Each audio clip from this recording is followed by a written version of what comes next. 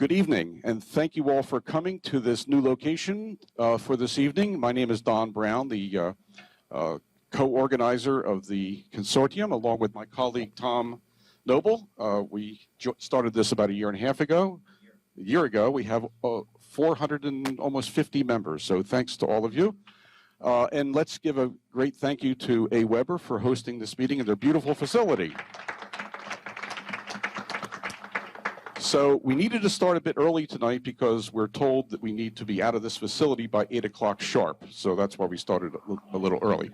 For those of you who aren't familiar with the way we operate, the first thing we do is I will introduce our speakers briefly, and then I will ask each of you to introduce yourself and tell us your name, your company, your job responsibility, what you're hoping to learn here tonight, and do you have anything to buy or sell? Now, that's usually important at our real estate meetings, but if anybody here has anything to buy or sell, you'll let us know. So, without any questions before we begin? Okay, so let me just briefly introduce our first speaker, Erik, Erik, is your microphone on? Check. Okay, so introduce yourself, and then I'll introduce Sonali, who I just saw. Oh, they're right behind me. Introduce yourself, Erik, because I don't want to make any mistakes. Sure. My name is Erik Harbison. I'm the Chief Marketing Officer here at AWeber. I've been here for 4 years, and my role basically is to oversee all the marketing initiatives tied to awareness, acquisition, and retention for customers, there we go, and potential customers. We also, AWeber, are part of a Greater Philly Small Business Marketers Meetup group. Anybody here from that group? I see a couple familiar faces. More coming. They usually show up around 6:30. So, but welcome to AWeber. If you have any questions, please do not hesitate to ask myself. There's some other team members here that will help as it relates to questions about AWeber or email or anything tied to the Meetup group. Thank you very much. And our second presenter is Sonali. And you'll introduce yourself, please. Hi, everyone. I'm Sonali. I am a founder and co-owner of Trendz. Actually, I'm the home owner. And I help small and mid-sized businesses to help have a loyalty customer and help keep them. So we'll talk more about it. I'm going to be one of the speakers, so I am going to talk more about it.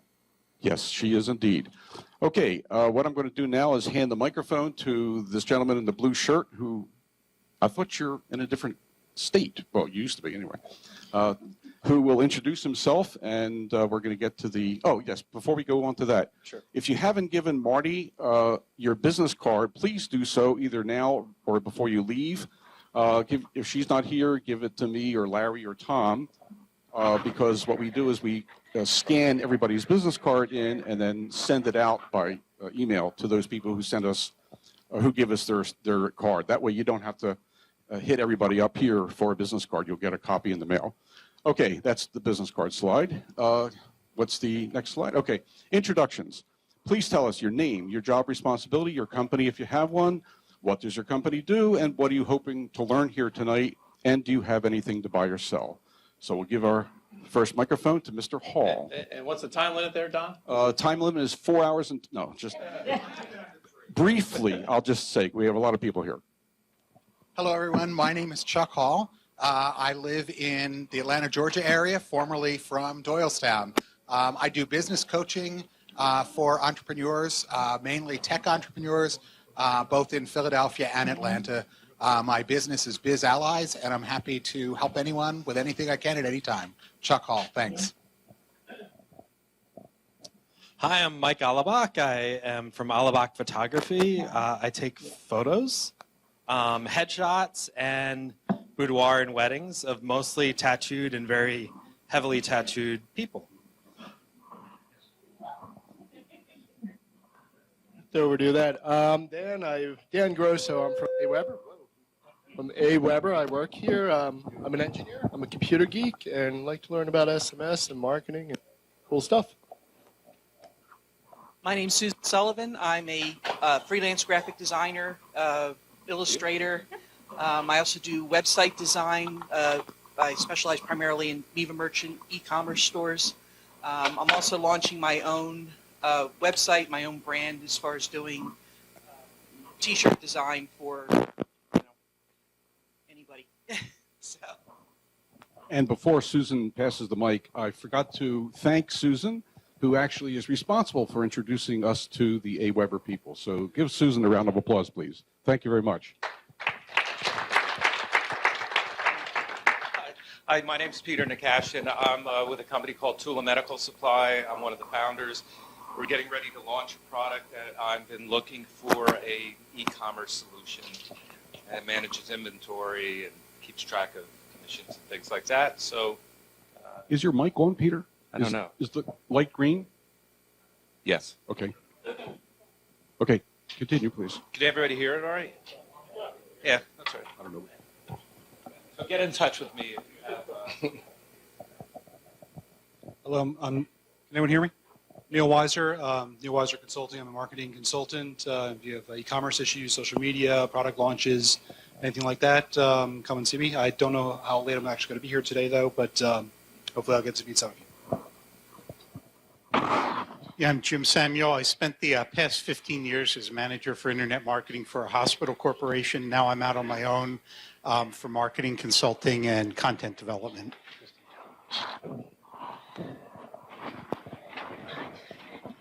Hello. Hi. I'm Mark Rivez. I just saw a slide the other day at where the presenter had about 10 different words strung together describing what he is. Hi, and I think we're all sort of that way now. So what I do is I'm a content strategist, and that I can help plan and help you with planning and governing your project. But I also do content development, mostly for real technical topics. And of course, if you have a big project, you may need help managing it. So project manager is another one of those things. Mark Rivez. How you doing? Kevin, I'm just here to learn, so that's pretty much it. Thank you.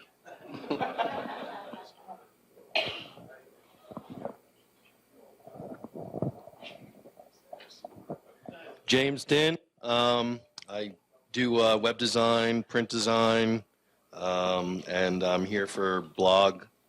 I'm doing blog stuff, so I'm learning to figure out how to get people to come to my blog. Hi, I'm Patty D'Alessio. I work with Reinvent Interactive. I'm a company of one. I do search engine optimization, conversion optimization, and online marketing. Hi, my name is John Biancamano. My company's Inbound Digital, and I do a number of things. I'm a digital marketer. I do training, web development, SEO, and basically I help people build a strong online presence. Thank you. Hello, my name is Bradley Ross, and I'm doing a few blogs. I'm trying to help a few people with a few blogs, and I'm thinking about trying to get into a consulting position, on blogs for other people. Hello, my name is Stephen Bainfeld. I am a software engineer and a web developer, web applications developer. I've helped some friends and family get their websites for their businesses up online. And now they're looking to me for advice in areas that are really not part of my expertise, like SEO and marketing. And so I'm here to learn a little bit more about those areas, but mostly to meet up with people who are stronger in those fields than I am. Hi, I'm Keith, and I don't know what I'm doing wrong. Is that all right? So little did I know, after struggling with anxiety, depression, and addiction, that it would turn out to be a catalyst for my own personal evolution. So I now work with other people who are still struggling. Could you get it close? Yeah. Is it working now? Yeah. Is that better? So I now work with other people who are still struggling. I provide coaching to help them to establish a vision of where they would like to be, come up with healthy lifestyle changes, and provide accountability to help them move toward their goal. So tonight I would like to learn, I'm not too familiar with SMS and certain email marketing strategies, so I would like to learn that. I think it's my mic. So if anybody with the wolves did that, then that's what I do. And my company is called Grow Into Great. Oh, nice. So are we feeding back right now, or are we going to do all right? I didn't realize when my daughter got married and presented to me my first grandchild that I had waited my whole life to become a grandfather. I have a feeling there may be some other people in the room who understand that. So though my business site is Charlie the Marketer, the thing I'm working on the most right now is Spirited Granddad. And I have nothing to sell, but I could loan you a grandchild once in a while if you'd like. I will loan you my child. Very good. Hi, I'm Mitch. Is that working? Hi, I'm Mitch Lapidus. I'm president and CEO of Fulcrum Tech. We are an email marketing agency, and so that's what our company does. Always looking to learn more and to network with all of you here. So a lot of people come to us and say, oh, so you are like AWeber. No, we use tools like AWeber and other email marketing tools. We do all the strategy, implementation, and manage campaigns on a daily basis for a lot of clients. And we do everything from B2B to B2C and everything in between. So, and we're always looking to learn and to meet what other folks are doing in the space. There are other tools like AWeber? No. One or two. We're doing one. Gadi Naaman. I'm with Potential Inc. We help people with autism reach their intellectual, developmental, and educational potential. Now, what I do for them, I'm their director of development, which means I had to have a mindset switch from the time that I owned my own marketing and printing company to now convince people to give me money for no services. So, along that line, the things I'm selling today, we're having a car show to raise funds to build a special playground for autistic children. It's on June 11th. Opportunities to sponsor, be vendor, or if you're a car enthusiast, display your car. And I also have a condo for sale in Newtown since... I'll take it. Sure? Okay. Talk to me later. He's actually serious. Hello, I'm Melanie Lodge, and I am with High Benefit Administrators. I do business development for them. We work closely with business owners of small, privately held companies with designing, implementing, and administering their retirement plans. We also do group employee benefits, and we're in the process of brainstorming, redoing our whole website, so I hope to gain some value out of this. Hi, my name is Tom Noble, and I'm the co-founder with Don of the Meetup Group. My business is called Pig Art Graphics. I do custom WordPress development for small business. So if you have a small business and you're looking to save money on website development, talk to me. I'd love to help you out. Thanks so much. Hi, everybody. My name is Jenna Lamena. My family owns Hair Apropos Salon and Spa. We've been in business since 1970. I have a financial background, but I've been in the beauty industry for 10 years. I really don't know a lot about websites and anything. That was not my degree in school. So I would like to learn how to email market better. I do a lot of word of mouth. Salon, spa, we provide all beauty services to everybody in the area. So that's what I want to get out of it. And maybe even blogging and talking about things that are great, wellness and things like that. Thank you. My name is Jenna. Randy Merle, Axios Technologies. We do not as much web stuff. We do more, your PCs. We also do Office 365 email and anything to do with computers and technology and how it interacts with you and with the web, and that's it. Hi everyone, my name is Jack Unger. I'm just getting started in e-commerce. The name of my company is Tarrington Trading. I'm here tonight as a sponge. I just want to soak up anything that I can pick up that will help me. Do you have your phone handy? Good evening, David Fisher from Skyborough. I'm the owner of Skyborough.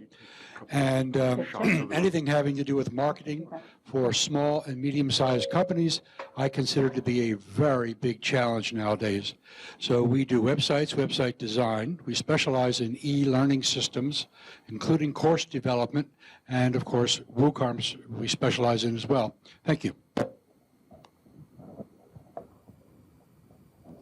My name is Paul Taubman from Digital Maestro. We harmonize your online strategy. We do everything with website design and online strategy for small to mid-sized businesses. Hi, Devorah Roberts.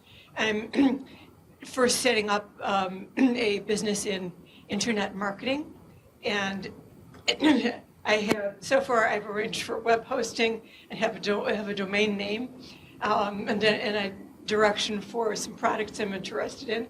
And I may wind up wanting to talk to a number of the people who are coaching and putting a lot of things together, or just trade phone numbers with people who need help staying focused and staying on track. And you know essentially where you want to go, but then things fall apart a few times, and just to work on staying focused until things stop falling apart altogether. Hello, I'm Jacob. I invest in real estate. I do it here in Montgomery County, Bucks County, and in Chicago. And here I want to learn something about marketing so I can expand my business. Thank you. Hello, my name is Colin Pinto. I'm with Shantic Consulting, technology and marketing consulting, and specialize in search engine marketing. Thank you. Hello, my name is Jane Clafter. I'm here today as a blog author and to learn how to get the most out of WordPress. My blog is Cheerfulness Site. That's 3 S's.wordpress.com. And basically, I've learned how to be consistently resilient. So I'm also becoming a public speaker, and I'm interested in speaking engagements to help people with their mental well-being. And I thank you for your attention. Excuse me, I'm Walt Wiesenhutter, professor of marketing and management at excuse me, marketing and management at Bucks County Community College. Also get into computers and very heavily in finance over the years. Had an office up in the World Trade Center before that terrible day 16 years ago. Hey everybody, Jason Lavigny. I run a company called Blue Water Financial. I'm an investor coach, and I do monthly financial workshops.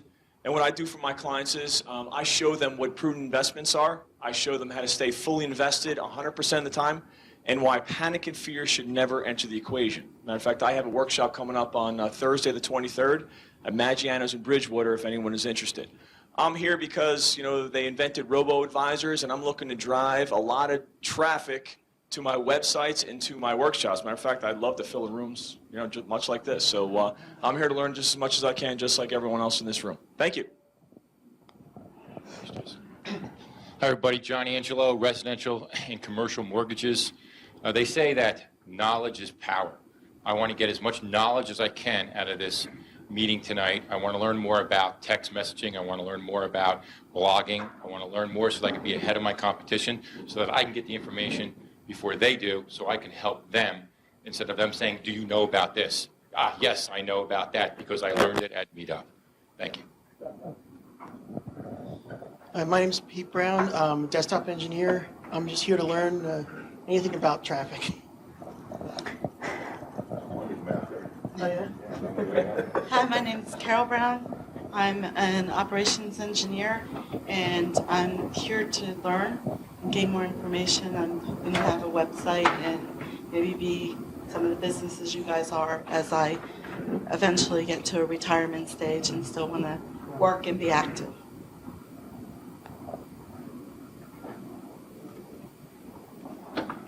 Hi, my name is Dennis Becker. I'm with Parkside Graphics. We do the same thing as a lot of the other companies in here with website design and internet marketing. We also still have quite a few clients that we take care of in the printing industry, so if you do have something that you need in the printing industry, we may be able to help you with that. Thanks.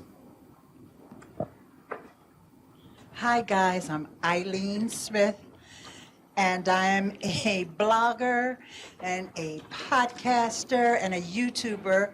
I also have a Philadelphia podcasting meetup group, which I co-founded with my daughter. And I really would love to learn about how to use those calls to action in your podcast and as well as in my YouTube videos with the text messaging. So where do I go next? Because I know the people in the back of the room think that they got Who didn't introduce themselves, raise your hand, please. Raise your hand.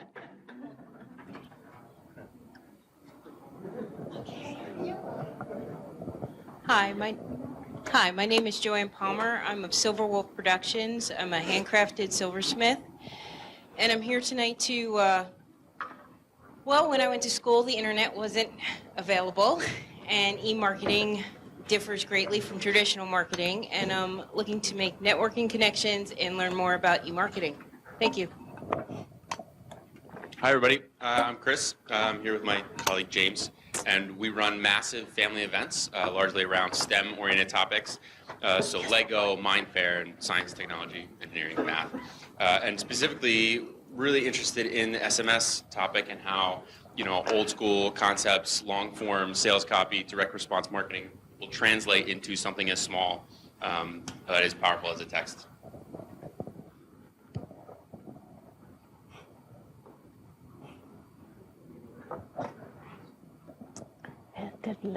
Hi, everybody. I'm Larry Steinhaus. I'm Crazy Larry. Jason, up front, you want to listen carefully to what I'm going to tell you. All right? You teach everybody how to do low-risk investing. I teach people option trading. Watch his head. See? I'm also known as the crazy real estate investor. So I do some safe investing. And we'll talk about lower risk investing later. I just thought it was I was laughing when and not that I mean I love what you do. I just thought it was funny that we totally contradict each other. Anyway, that's it. And what I have to buy and sell, if you go to crazyoptionstrader.com, you can learn options trading for free. I have a free ebook. Here you go. Hi, I'm Michael Ante, currently a marketing manager at a national mortgage company. I'm here today because I want to learn more about text messaging, and as well as learn anything additional I could learn about email marketing. Hello, how y'all doing today? Happy Monday.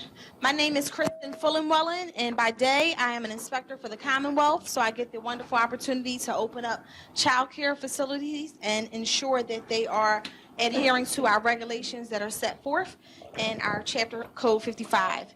In addition, in the evening, I am true to me, and I am a wine pusher, so to speak. I'm an independent business operator and founding member for Direct Sellers Premium Wine Club. So I'm really basically looking forward to making connections tonight. Want to find out who wants to get in, get wine, get social, and how I can just propel my brand. Thank you so much.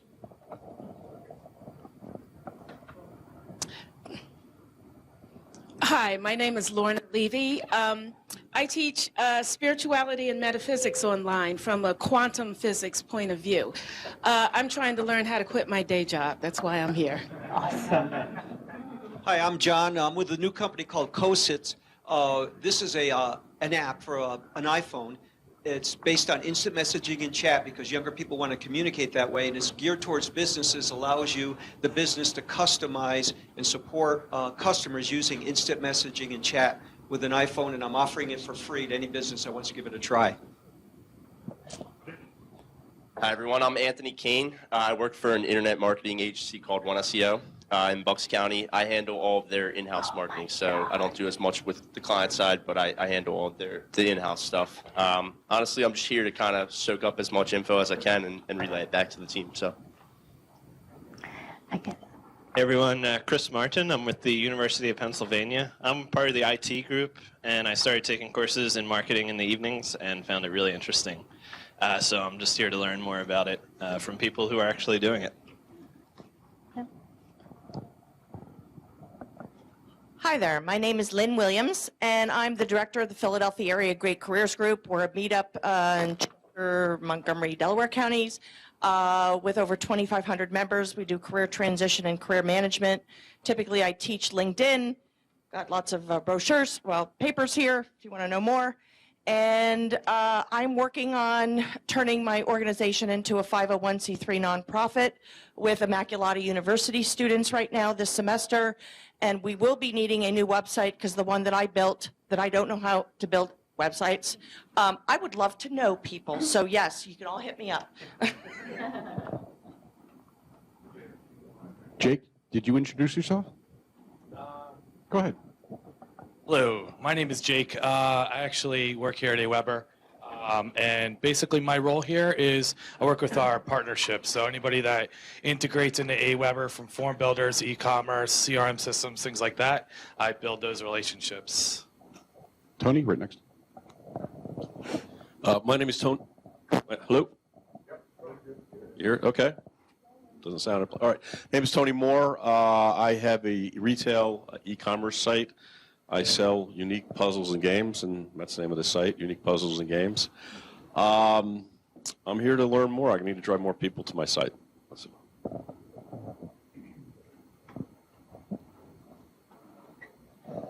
My name is Pat Bells, and I am a computer consultant who specializes in small businesses in helping them use the latest technology to grow their business, and especially with internet marketing. And there's always so much more I can learn, and that's why I'm here to learn the latest. And I also do real estate wholesaling. Anybody else? Rebecca. I'm Joanna Hodorowska, Nutrition in Motion. Nutrition for body, mind, spirit, and sport. So what I do is I basically help you find your sparkle and shine from inside out. If you can find the inner balance, you can find the outer glow on the outside and the creativity. What I don't know, that's what I'm going to learn tonight. Because if you don't know, you can't put it in place. Anybody else? Good afternoon, Ron Okamoto with Legal Shield. We provide legal identity theft solutions. Every 2 seconds, somebody is an identity theft victim, and 74% of the population has a legal issue. You, your employees, Legal Shield, protect yourself and your employees. Thank you. I'm a client. Awesome. Does it go to you?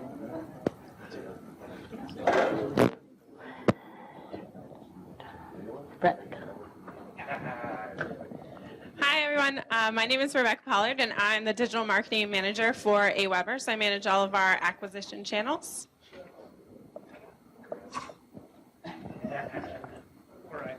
The moment you've all been waiting for. I'm Chris Vasquez. I'm a creative director here, and that just means I get to work with our awesome, amazing design team and support them in the great work that they do. Okay.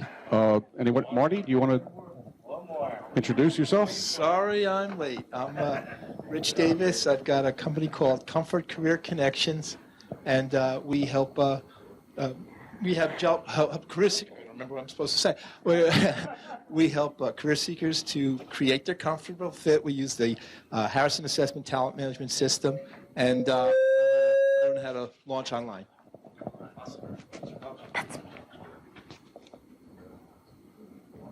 Marty? No, I think there's Marty. Go ahead. Hi, I'm Marty Harrison. I don't know if this is working. I am a lawyer. I'm a realtor. I'm a private investor in real estate. And most important, I am your registrar superior tonight, Don Brown's partner and his wife of 37 years.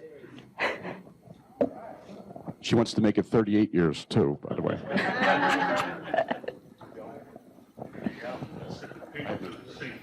My name's Cody. Go ahead, Cody. You got it. My name's Cody Hofstetter. I basically do IT cybersecurity. So if you have any questions, feel free to come ask me. I also own a restaurant in Frenchtown, and looking forward to your presentation tonight.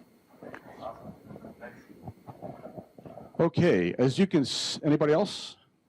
Okay, as you can see, we have a very wide variety of knowledge, skills, abilities, and interests in this room. So we're really excited to learn from Erik and Sonali. So I'm going to turn it over to Erik to begin. Begin, please. So it's great to see this many people in this room. We have the entire company do a company meeting. We do it in the cafeteria, but we usually fill about 4 to 5 rows here at any given meeting. But it's great to see everyone here. Thanks for coming out. Just a show of hands, if you've been to AWeber before, raise your hand. Okay, just a couple returnees, right? If you're an AWeber customer, raise your hand. Great. So if anyone has a question or wants to learn more, there are some folks to talk to. Tonight, so this has been coined a presentation, but just to make something really clear, we want to make tonight an interactive discussion. So instead of having 65, 75 slides for us to go through with you, we want to make this more of a discussion. So everyone here, I heard the word learn a lot, and that's good. But I also heard there's some other folks here that have some experience. We do have some thought starters. We do have some slides to give some information. You will walk away with at least 3 things on your notepad. If you don't have a piece of paper, borrow one from your neighbor. But we want to make sure that you get as much out of this as possible. So this is meant to be an interactive discussion. And if you don't like to speak, that's fine. You can just listen. But I think there's enough questions and interest and experience in this room for us to get a lot out of hearing some of these use cases, right? Starting a business, driving traffic, learning about the best practices. This is a great assembled room here for us to accomplish that tonight. So tonight's going to be an interactive discussion, less about a formal presentation. And I heard questions about links to information. We'll go over a bunch of things in terms of mention some tools and resources. This slide and anything else that we mention, we'll send out to everybody after the meetup is over. So look for that tomorrow or the next day. If you're worried about information you saw on the slides, you'll get a copy of this tomorrow. Just to get that out of the way. So our discussion points tonight. This is what we want to put in front of you as things to talk about tonight around SMS and email. So as much as we had a couple folks here talking about just getting started, I don't know where to begin, we've got you covered. For those that are looking for that next tactic to drive another 20% of traffic via email, we've got you covered there as well. But we want to just leave these here as something to reference to say, what's the burning question you want to have answered? So all it takes is either a brave soul to ask a question, guarantee that'll lead to another question, or a question or an example that Sonali and I can point you to. But this is kind of our directory or framework or starting point before we get into it. You have a question? I thought you wanted to invite a question. When you're ready, I will ask you. You got it. Let's start with this exercise here. And this is, we heard a lot about that in the beginning, but I'd like to make this a little bit about the participation. So if you can't see that. There's basically 4 levels of where you're starting from tonight. I think a lot of what I'm hearing tonight is some of this, right? Don't know where to start, a lot to learn. What do I do first? So take a minute to digest that, answer that call, and see where you map to these 4 kind of mentalities right now as it relates to SMS and email marketing. So much to learn, I'm overwhelmed. You know, I'm doing some things and I'm testing some things, but just something's not working. Or, you know what, hey, I'm testing some things and some things are working. I'm looking for that next idea to get me another 20%. Or someone like Mitch, where's Mitch? Mitch, who's got the experience and knowledge, and he can help give you a lot of information and ideas tied to how to get started with email and SMS. So show of hands. Who's in the A category? Don't be shy, we're here to help. Great. B's, need B's here doing some testing. Okay, some of us are trying some things, great, looking for your feedback. How about C, testing, seeing some results? Great, we got some folks doing some things, great. Aside from Mitch, who else here has got some of this stuff covered and can serve as a resource to answer some of our other questions? I heard some consultants out here, so you guys have all this covered. Great. So as you saw, look around, you have people like you, people that you can learn from. So that's how we wanted to start. So when it comes to SMS and email, I want to start by just setting a framework of how you think about both of these tools or these channels together.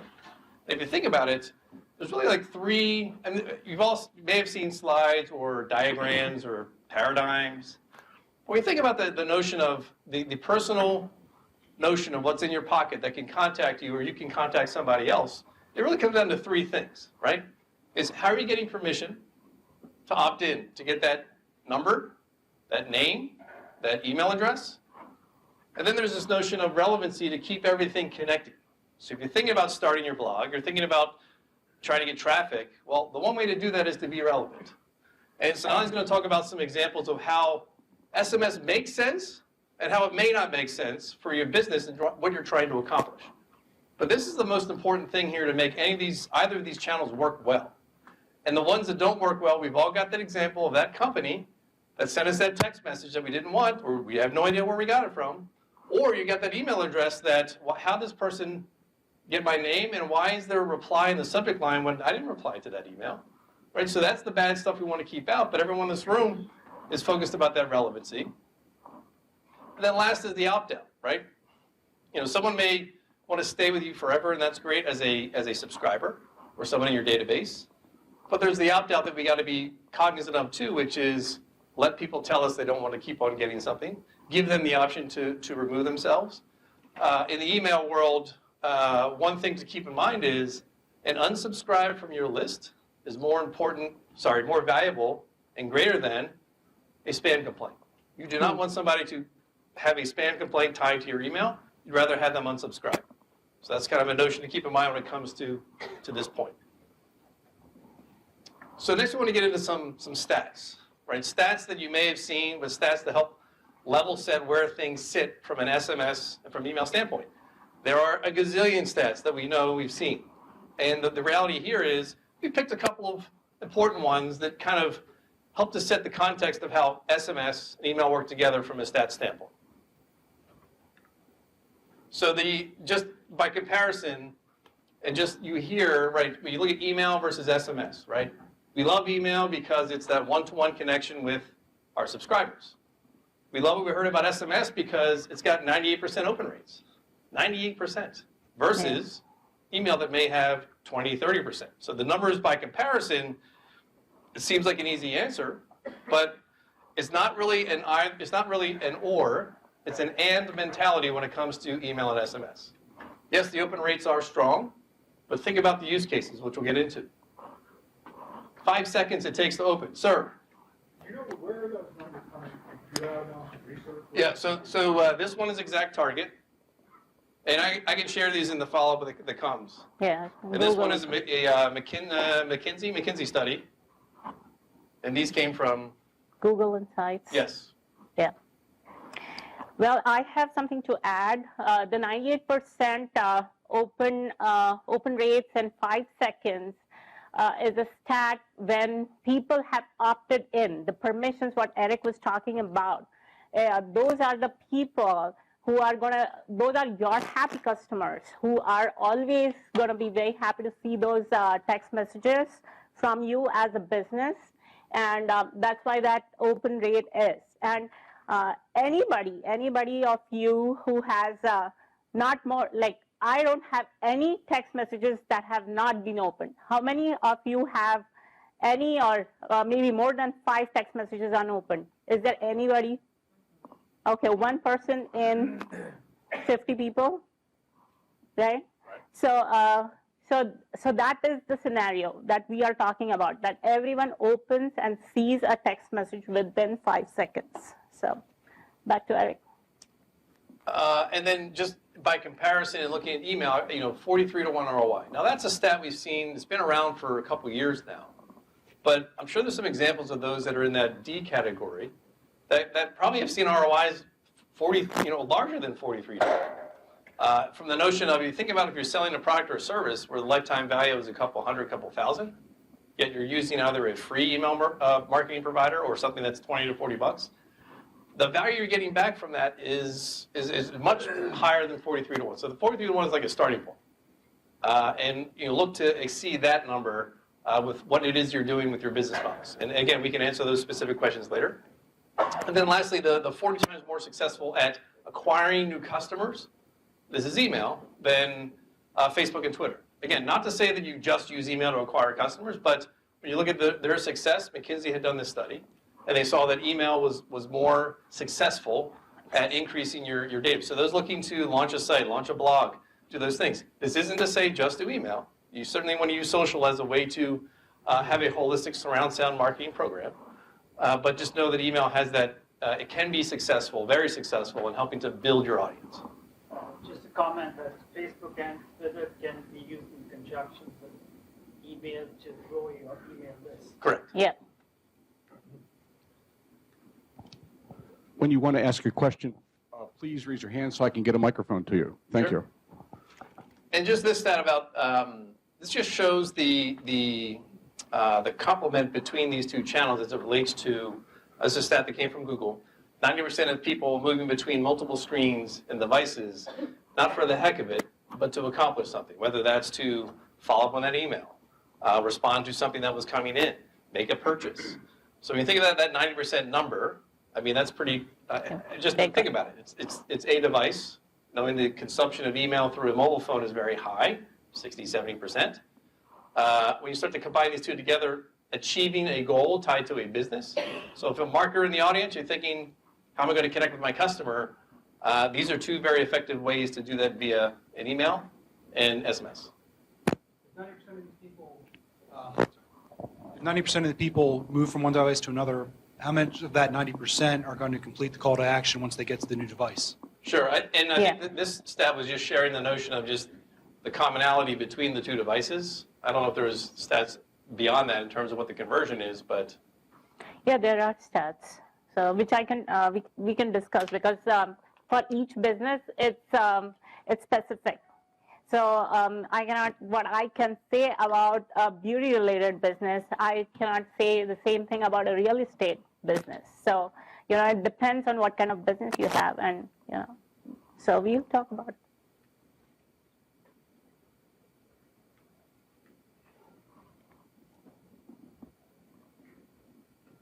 So it is SMS. Yeah. So so 25% of marketers are currently using text messaging, and well, yes, I mean SMS is being very effective because people, when they have opted in for a particular service, they are happy to receive those text messages, and we are going to discuss in detail how the drip marketing works, how call to action can be taken care of, how does this workshop, how we have landing pages which we can use in conjunction with Facebook or Twitter, and have them input their phone numbers, and so we're going to talk in details. You can. Yeah, I believe this 65% of marketers that are reporting SMS is very effective. Think about it. Think about your use case for those that have opened up every text message you've received. Think about their use case as to why that was important. Because it was timely, meaning you just signed up for something. Because it was tied to a large purchase that you made and you're looking for that shipping update. Because it was at an event where you subscribe to join a list by punching a couple numbers into your phone. So those use cases, I think, make it why it's very effective versus it just being a thing. Yeah, and the call to action thing makes it more relevant because you're going to go have pizza somewhere, and if they have texted you, if you receive a text from that pizza place that, hey, we have 10% off for our because you've been a loyal customer, wouldn't you go there? Wouldn't you go there? Yeah. So think about your business in terms of you giving out those things to other people. Right. So like the salon, I mean, very, very yeah, applicable. yeah. So one stat, and this came from a return path, and if you look at deliverability of emails in the U.S. over the last couple of years, now you could argue that 73% deliverability, not so bad, right? Again, we're comparing this to 2 years ago when it was in the 80s, and you start seeing this decline, and then comparing it to what we learned about SMS about being 98%. This is just showing that, hey, you know what? As a marketer, I need to be cognizant of how am I staying part of this 73%, and how am I thinking of other ways to connect with my customers? Now, this doesn't mean that eventually, over the course of time, it'll be zero, but it does say that it's harder to get your email in that inbox. And harder based off of what's competing for that space, but also harder in that, if you think about it, Mitch and I had this conversation a couple meetups ago, the ISPs, Yahoo, Gmail, Outlook, it operates like SEO. There's a black box algorithm that no one has, we don't know all the exact components to it, but you better believe that they're thinking to themselves, hey, if somebody clicks, this is spam, I'm probably not going to let them send more emails into Gmail. And that's Gmail saying that. So there's more of that going on that's impacting this. And what's happening is marketers are not heeding that, and they're falling into this decreasing percentage. So that's just something to keep in mind. Question? I actually have a microphone in front of me. Maybe. So I noticed that AOL is the hardest one to get emails to. Yep. They just block everything. So if somebody has an AOL email address, you can't get anything through. Right. Anyone have an AOL email address in this room? It's okay. It's okay. Yeah, exactly. Yeah, and people who want my emails are saying I can't get them. Yeah. And there's nothing they can do to get my emails. Right. So there's no solution. Well, a solution. You're saying if you whitelisted, Larry? That's why I'm here. Larry? I want to learn how to send them a text message. If you whitelisted that email address, it won't get into your inbox? No, it won't get into their inbox. If your client whitelisted your email address, it won't get into their box? I don't know how AOL works. I know that 20 years ago you should have closed your AOL account and moved on. But the people who didn't are the people who aren't getting emails.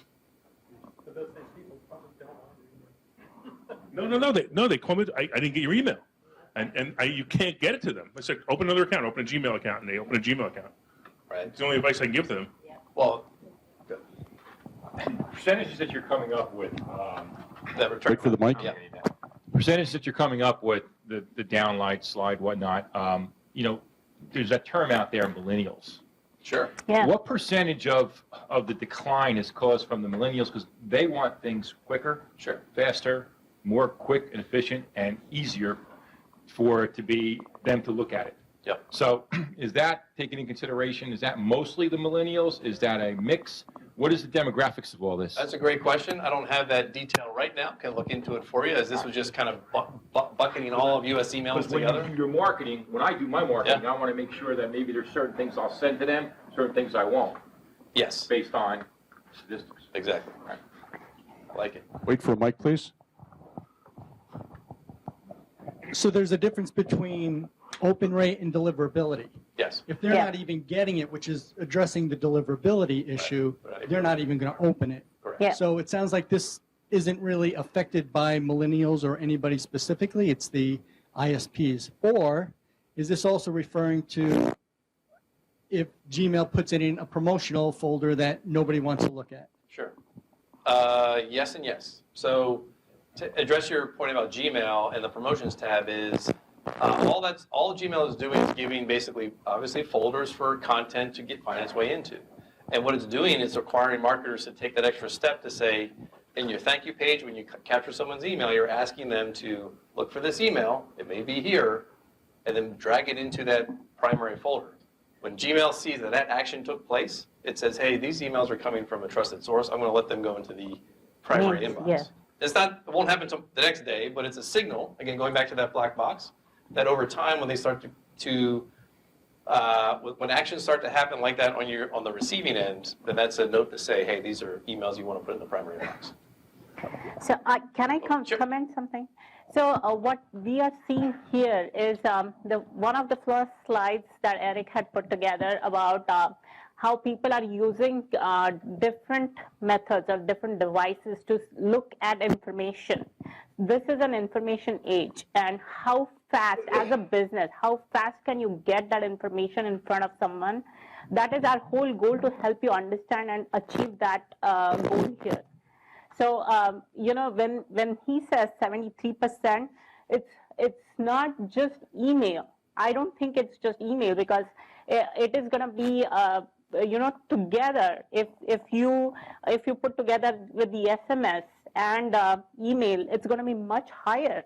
maybe probably 87% plus, where more than what 87% is, because people want information and they need it and want it now. And they don't want those emails to, as business owners, we don't want those emails to go to those, the other folders of Gmail. I just realized that is happening. I have a credit card of Best Buy, and those emails from my Best Buy account never go to, the other folders of Gmail for some reason. I keep putting them back because I don't want to see those offers, but it still puts them back in the, main folder. So, it's how, as a business owner, you're getting in front of your people. And, just keeping in, as a device, when people are using a device, how you as a business are putting yourself in front of them. So that's what. So the question. I've never used a program. Please wait for the mic. Like AWeber. Okay, I've sorry. never used something like AWeber for email deliveries, and I just want to know, there's something called bulk mail. Is there a different way that the email is identified to email servers, and that would lead to more likely getting your email bounced if you're going through a commercial program?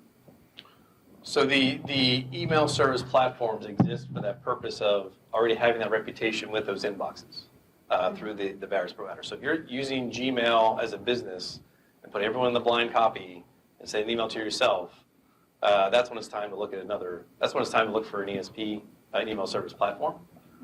Because the reputation is why you would move to that platform, is because you have that connection that you can more accurately and more effectively send your emails. So I think that answered your question in terms of if you want to move from bulk to the DSP for that reason. When you said 90% open on the SMS messages, is it considered open when it appears in the Messages app on my iPhone or when I actually read it? Because you had a little problem. 90% open rate. 90% open rate. 90% open rate is based. The open rate is based off of when it is sent, or when it is sent. Yeah, I mean, so my phone automatically opens all text messages, puts them in the Messages app. In fact, this was a problem with some spammers. There was no way to delete them without, getting, them considered open. So you got to be a little careful about some of these numbers, what action they're actually indicating. Right. iPhones had a big problem with spam about a month ago on this issue. So from a stat standpoint, I mean, good point in terms of identifying when an open rate is considered open. Yeah, and it's about 1% spam rate, to deal with. But I know this was very recent that the spam issues were there, and we'll talk about it more as we go along. So, any questions? With all this talk about emails, what is going on with Yahoo? I've had 3 notices that my account has been hacked. Had to change my password 3 times, and it's getting scary. Yeah. That could be a. Yeah. Sure. Mike. Yahoo was actually breached in 2015, and the hackers basically took the entire password database. And because most people end up reusing their passwords from point to point to point, what that basically means Cody, is stand up, that please. Basically, because Yahoo was breached, the entire database was stolen of the passwords. People end up reusing their passwords. So what that means is that if your Yahoo password is the same as your banking password, what in essence happens is that they have access to your Yahoo email, which typically has all of the other information to build a profile of you for whatever purpose they want, whether that's identity theft, whether or not that's bank credentials, etc. So the reason being is Yahoo actually hid the fact that they were breached for over a year because there was no standards in place for disclosure. So what ended up happening is that when that actually happened, Yahoo was basically down shit creek without a paddle. Because what ended up happening is Verizon attempted to purchase them, but after learning of that information, that's why they were a little hesitant about it. Because that's a huge liability. But I just got my third notice from Yahoo within the last week. Delete your account, honestly. Delete the account. Archive all of your email. Delete your account. Absolutely. Great, thanks, Cody. And if you have an AOL account, delete that one too.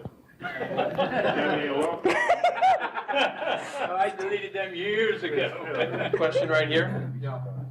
Is there any knowledge? Is there any knowledge about the fact that there are images in these emails, and if the emails are, in other words, with or without images, and whether they're also designed emails that look a certain way, or they're just text blocks? No information on the type or design of the email, but you bring up a great point about ways to increase your opportunities to be delivered. Then we have a section to get into that more. I'll call back to you on that one. Yeah. Just want to comment about the security thing. Just everyone should know that you need to assume from this point forward that your passwords are in someone else's database somewhere, and you really need to go through and change all your passwords everywhere. Learn how to do it. There are some great apps. I think 1Password is one that helps. Yeah. So that's not what I wanted to say, though, but it's an important thing that you should know. You just need to assume at this point forward that they have your passwords for everything. My real question, though, was about 2 or 3 years ago, I started seeing a lot of programs and people selling courses online, trying to teach you how to sell the subject lines that will create the most click-throughs and things like that, lots of techniques, which were used to an extreme, to say the least, during the presidential campaign. I recognized a lot of patterns that these people were using. They obviously took some of the same courses and then taught it to others. Right. Now that we are in the post-election environment, and I see a lot of people being incredibly hypersensitive now in these types of strategies and clickbait and things like that. What do you suggest to do to get around that, or how has things like subject lines evolved since then? And that's a great point. That's something that's industry or relevant, kind of a macro impact to email. And my one thought is if you have a database of names, the thought is that you have such a strong relationship with them that they'll find your email no matter what. Like that's the end state you always want to be operating in. Is they'll find my email because they've set expectations. They know it's coming from me, and they know when it's coming and that there's good information in it.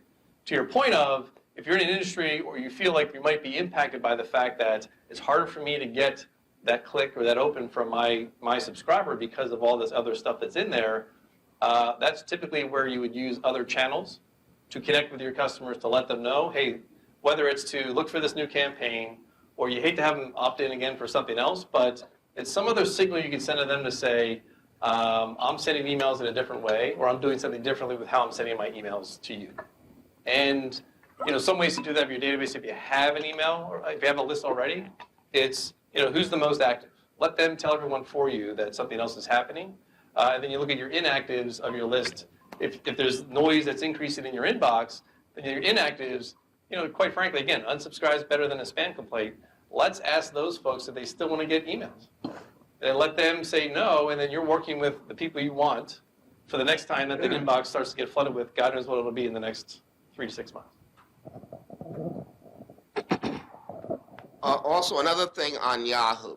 There were apparently 2 separate hacks. And Wikipedia has a whole section just on Yahoo hacks. Mm-hmm. Another thing is, I've got multiple Yahoo email accounts. And I think I received a separate notice for each account. So you might get 4 notices if you have 4 accounts, but that really only means 1 breach. Mm-hmm. Trying to address it at the account level, yes.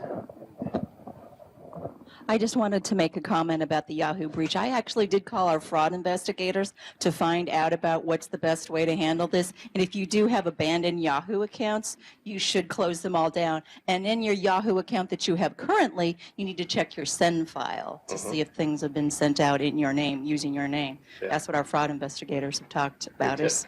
So I was notified 2 years ago when the breach happened. So using the service, so that's been good. Okay.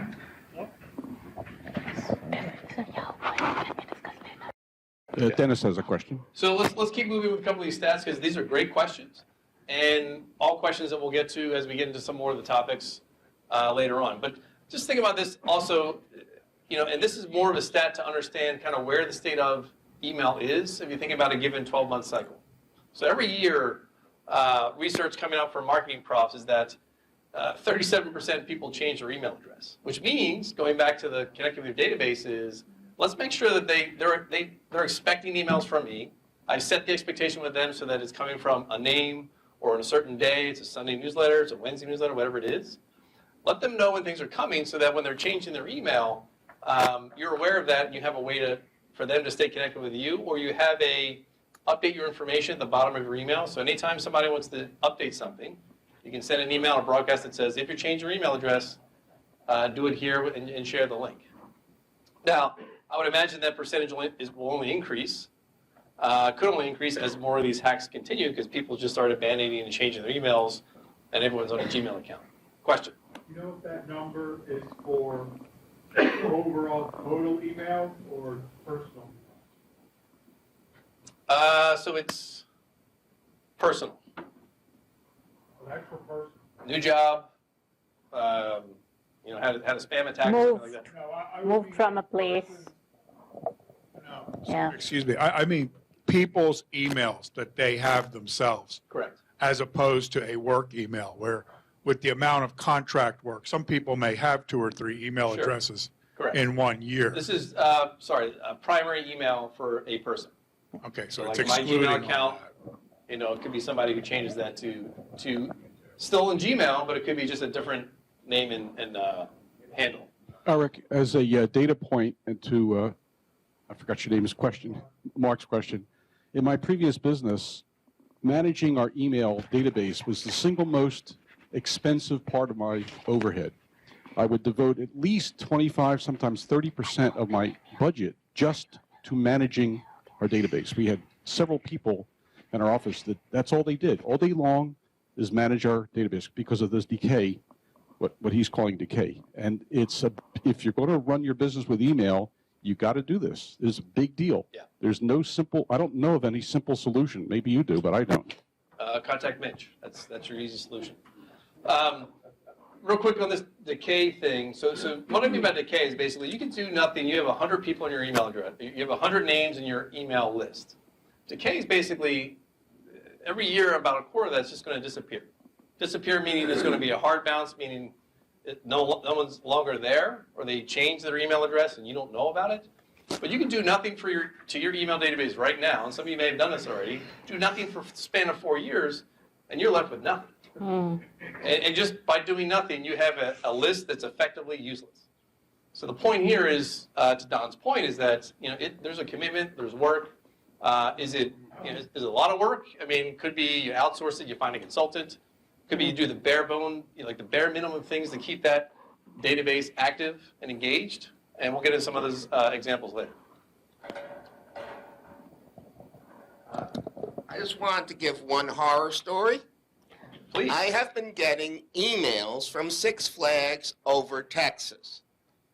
Now, I have never been to Six Flags over Texas or subscribed, but I think somebody entered the wrong email address, and there is no opt-out on the messages. I have sent emails to Six Flags over Texas, and I am still getting the emails, of which I can show you a few. In a Gmail or Yahoo account? Actually, it's iCloud. Okay.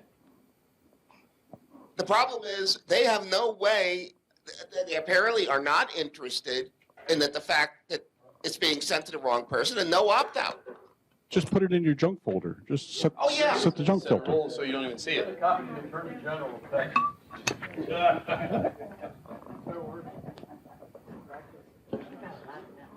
So let's take a breather here, take a look at some of these topics. We talked about a couple good ones here, heard about reasons for deliverability, choose your own adventures, or something you want to talk about next, or a question you have, something you're dying to hear right now after hearing kind of the first 20 minutes of discussions.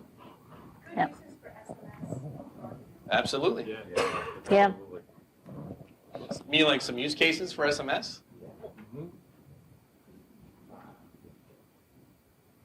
So, Sonali, if you have any idea, the concept here is we've all seen this screen before.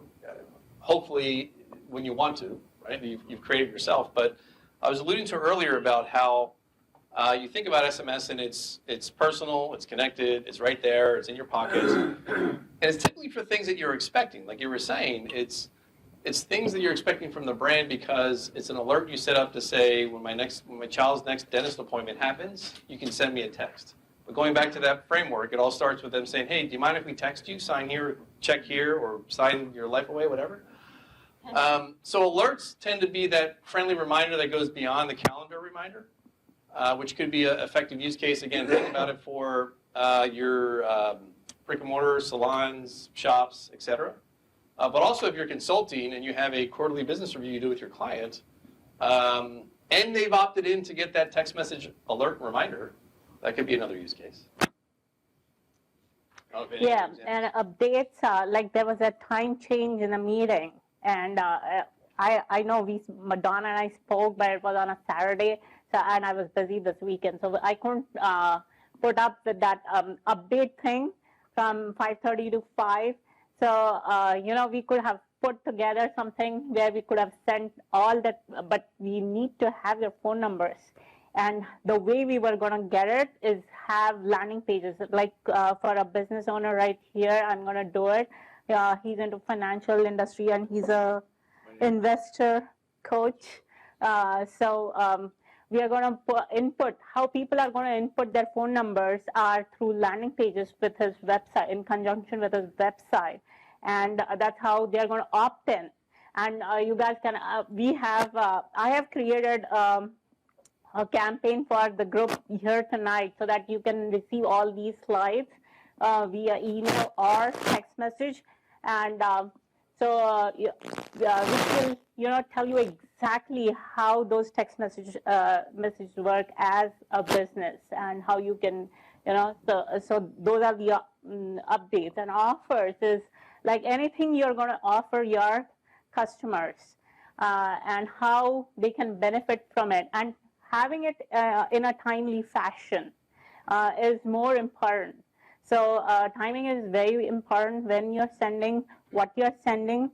And we will discuss about, because every business needs needs to be sending those text messages or SMS messages at a particular time. Some can be like alerts can be in the afternoon, updates to be in the morning, and offers to be later in the afternoon, like 4:35. Anytime in transition period. So yeah, any question? I don't think I need the mic. Do you think there's any stats about the? Take the mic, please. Oh, okay. For the recording. All right. We need the mic so we can hear your voice on the recording. Okay. Thank Thank you. Are there any stats about how people are more willing to give up their email address than they are to give up their phone number? Because I know I'm not giving up my phone number. I'll give you my email address all day long. Yeah, yeah. Good. I was going to say, it goes back to your point about generations may be more comfortable giving up phone number than email. Yeah, there are people who are not willing to, and not everyone is going to give their personal phone numbers, and that is totally agreeable. And I think I know Erik had put together that slide, and I said I don't want that slide here, but it is 1 to 2 people out of 5 would give you your their cell phone numbers. which is very good because those are your loyal customers. They are already, they know you very well, and they would want you to do more business with you, with their, stuff. Yeah, you have it. Walt, hold on for the mic, please. Larry, right in front of you. It's a generational thing. At the college, my students will give out cell phone right and left. Emails, whether it's a college email, their personal email, they can have 2 college emails plus their own. They won't look at that at all, but they will look at a text message. So we can ask a few millennials who are here and, take a poll that what they would.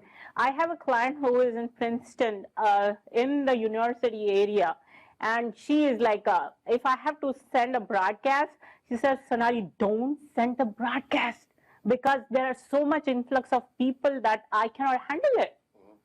So, it works very well. With people who are ready to give their phone numbers, you got it.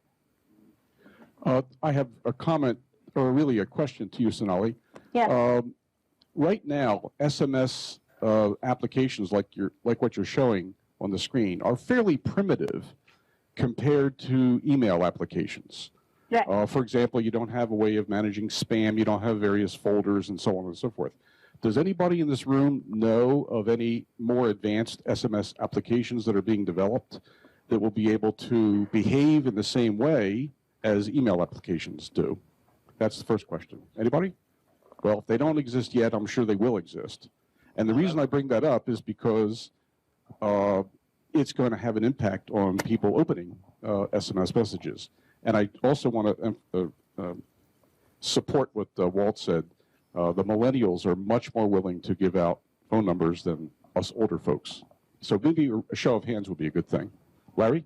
Twilio, if anybody have a Twilio account, Twilio, you can program Twilio to send SMS messages. Don't ask me how, because I've tried it, and I'm failing at it miserably. So if anybody knows Twilio, please see me afterwards. But Twilio is one way, and if you can try to figure out how to do it, it's awesome. Because I've got it to do a couple of them, but I can't do everything I wanted to do. So they're a platform. T-R-U-L-I-O. Twilio. W-I-L. Twilio. Twilio. So 2 other companies to keep in mind to answer or address Don's point about, are there platforms that let you do more than just a standard collect and batch send to all the names that you have? Call Loop is one, and Textful, TEXTIFUL, is another platform operating similar to AWeber, and it lets you be more specific about how you would do something more segmented or more specific than just that one-time send. Is that the transmission side or the receive side? It's for the, transition. I was referring to the receive side. I see. Got it. I was really hoping you were going to announce your SMS system tonight.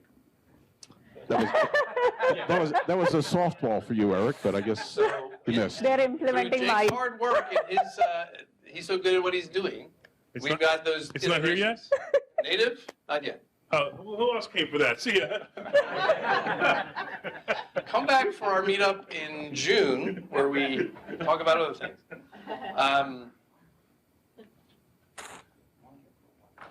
So these are few of the social media things that I had put together. How people see the reviews on, on each of the platforms, and make their decision about a business, going to a business or, and these are how many number of customers, that each one of them has. And you can go ahead. It's like self-evident. So this is one of the offers. Thanks for visiting Junior's Pizza. How did we do? This is a Bitly, Short URL.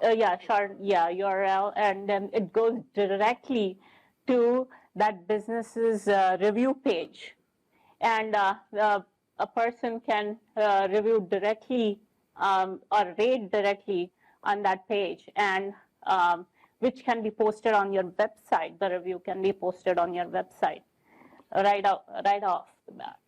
So, and after the first visit. So once the person has come in or and opted in to your, whoever who wants to be,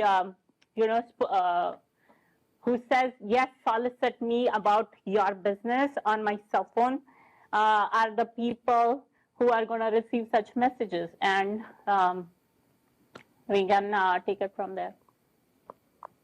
And automated marketing, so this drip marketing that, which we can, see that I love this because it's been a while. Come in today and buy one meal and we'll treat your +1 to a free entree. So this is, how do people know that that person has not showed in? Because, there has not been as many, repeat key-ins of the cell phone or their phone numbers, so that they know that, there is a drip marketing that is happening. People are, they are being, not say watched, but, the business owners knows that, this person or this particular entity has not showed up for a while. And that's how you can, every time, you can have that. Happy birthday is very good. I have set up a birthday club for a yogurt, and there's someone who's also interested in doing that for his clients. So, happy birthday, enjoy, all those things. And where is it that, or when is it that you're having less of those customers come in? What is the time frame or time period? Because every business is different. You want to entice your customers to, Eileen, right? So how do you want to entice your customers to, come in? So what are you going to do about it? So this is one very good example where you can ask people to, come in when it's not rush time for them or you, so that you have business while. Yeah. Question? Did you say that you were going to email us these slides? Yes, sir. Yeah. I'll repeat it for the recording. You are going to send the slides? Yes, sir. Yeah. And the entire event is being recorded. That's what I'm doing back here, and that will all be on our website, and you'll get a notice about that as well. Great. So we had talked earlier For those about, people who speak into the microphone, that is. Right. So we mentioned earlier about an example that we can try right here, right now with your phone. For those that, anyone not have a phone? It's okay. Cool. So let's try this together. All right. Let's see it in action. How does it work? And everyone may have done it before, and well, this also lets you get access to those slides. Yeah. And you'll get a Jelly of the Month after this. And you'll get emails from Great Adventure. And I want a bottle of wine from this lady back here. Yes. But listen, if you have experience with this and you're familiar, that's fine. But if those that are looking to kind of get started with SMS, it's a good experience to go through. In terms of what the experience, again, you're in the shoes of your customer and how they're going to respond to when you do this for your business. You'll get a T-shirt before you leave if you do this. Yeah. And the URL is, if you see there's a URL, it will say tap to open. That is my website. And oh, you took a picture of your phone? Yeah. Okay, cool. I like that. So if you put the words box again, you would get this. No. Where is the second one? Oh, this is the second one. Yeah, okay. While people are texting that in, I have a question for you, Sonali, and if you don't want to answer it right now, but sometime during tonight, I would appreciate it. If you could walk us through from a dead start how people can build a list of mobile phone numbers that people are willing to be used for text messaging, starting from zero. How do we do that? Okay. That's so there are a couple of ways. First thing is, this was one. Text to join campaigns are one of the best ways to do it. Second, at the entrance when you're registering yourself, you just have one more extra checkbox saying, I'm okay with sending or receiving text messages on my cell phone, and you give that cell phone number. That is second. Third one is having those landing pages through social media. And there are different ways, because everything, like having a landing page or a blog, has a specific, a specific significance to it, to to achieve. So once, and then that landing page, that landing page will have your URL, and we can set it the way you want it. The landing pages can be set up. I mean, these guys, AWeber, are very good with, I think, right?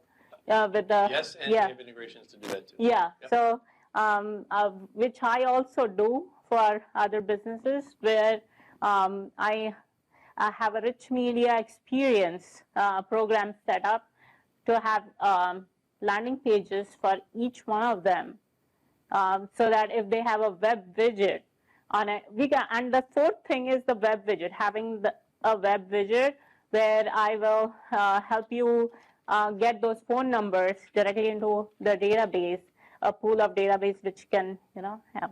Yeah, Lynn.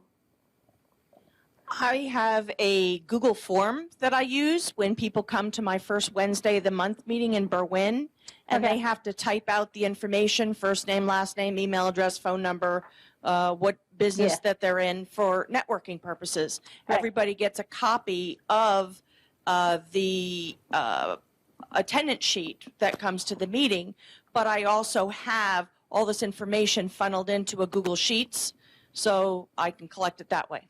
Yeah.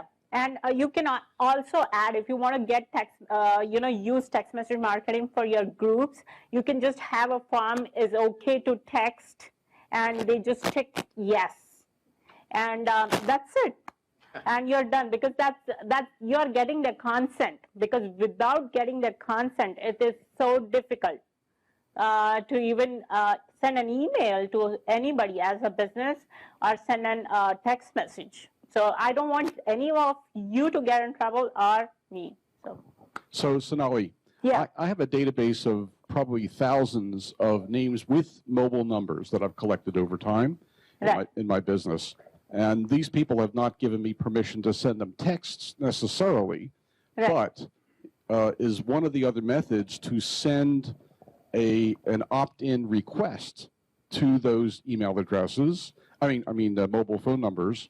And if they opt in, great. If they choose to not opt in or don't respond, then they get taken off the list. Is that one method of doing it? Or walk us through that process. If people have already everybody here has a database of their contacts, probably with mobile phone numbers, how can we take advantage of that without violating any laws?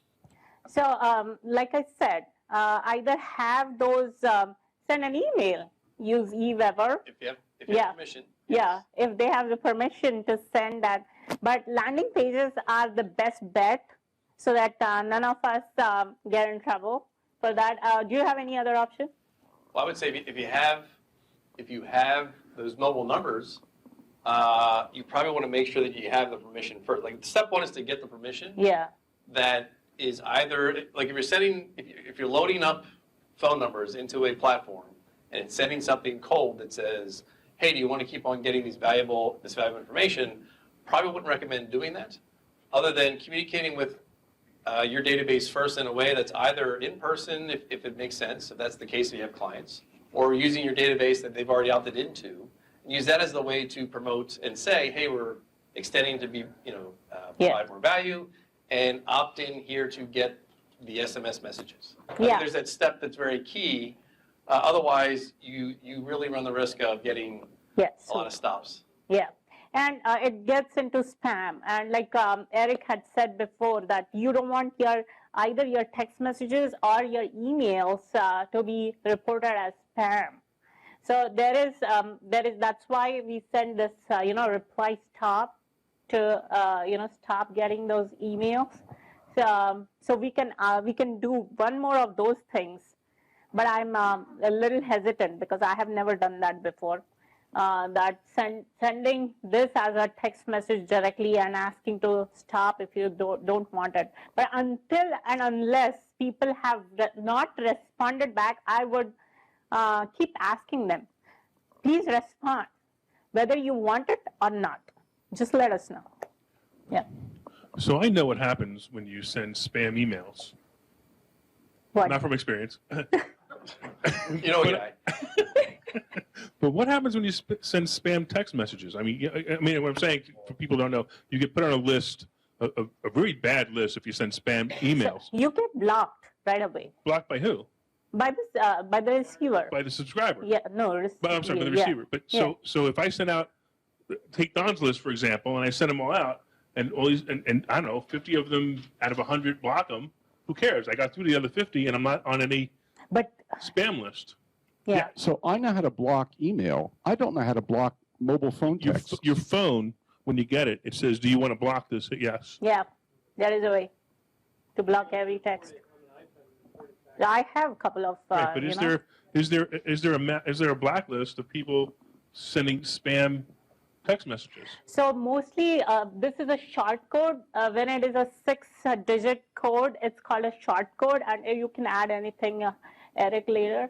But there's a 10-digit phone numbers which are used as long codes, like long codes is what they say, and they have those are mostly used for spamming.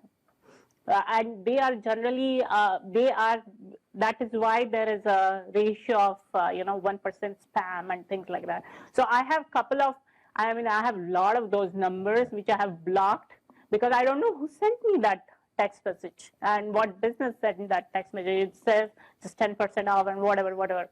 So, I don't want those text messages, or I don't. So just look out because it's those 10-digit codes. It just looks like any cell phone number, and those most probably happen to be the people who are sending without your permission. Any questions? Okay, I wanted to first give my experience with using the text message. I'm using one of the AWeber integrations with lead pages, and they have what's called lead digits. And as I mentioned earlier, most of the time I'm speaking the text information on a podcast or in my YouTube video. So somebody's not on my website. Right. And they're probably not going to go to a landing page. So when they text me, usually it's for a download, some kind of PDF that I put together or whatever. They still come over into AWeber, but that step of the landing page, and I'm not sure if that's something that I need to figure out a way maybe to integrate, or is it okay the way I'm doing it? So you can have it as a bit.ly when you're sending a reply. You send it as a bit.ly, which is short URL, and just send that. This can be any landing page you're sending as a text message. But I guess my question is, do I need to do that? It depends on you, what you want to achieve with your customers. But I think the nature and how you capture them now is fine. We've done the same thing at events as a way to capture email addresses is text to join that account. Campaign. Yeah. So you don't want to add another step in your audio world or your video world. So I think that's fine to keep that path as frictionless as possible. The reason you may want to use a landing page is if you have something of more content that goes deeper, whether it's an evergreen piece of content or something that you want to rank in SEO, but also use as more of a destination for that Eileen Smith's 99 tools you need to use tomorrow. That whole download, and that way you're able to give more information there. Yeah, he has a question. If I would want to send things to a list of SMS text out to cell phones, is there a way of setting that up on your regular PC so you don't have to be fidgeting around with a little cell phone keyboard? So I think that's either using services like... Eric, could you repeat the question, please? Sure. So the question was, and correct me if I get this wrong, is there a way to send out SMS messages through a platform that doesn't require it to be done via the device? And the answer would be platforms or services or consultants allow, take care of that for you, or give you an interface to upload numbers and then set whatever parameters you want for the send times or things like that. Right. Yeah, perfect. That's, he has a question. Do you happen to have a list of types of businesses that historically to date have done well with text versus maybe some that aren't other appropriate? And I guess I'll just say on a comment basis, I have no problem getting a text telling me I've got an appointment or something, but I got to be honest with you, I have yet to be a pizza parlor in my entire life that I ever want to get a text from. Right. Maybe it's a generational thing, but I have no interest in Especially a pizza when you're walking parlor. by Got the wrong color sending hair, me a Tony. text. Tony, you got the wrong color hair. But I think I was going to say, you may have answered your own question, like real estate, health and fitness, anywhere where there's a physical location or there's appointment setting tends to make sense because of the expectation, where you want to get it. Or e-commerce is another when it comes to shipping updates. Who's got that Amazon email that says your package has been delivered?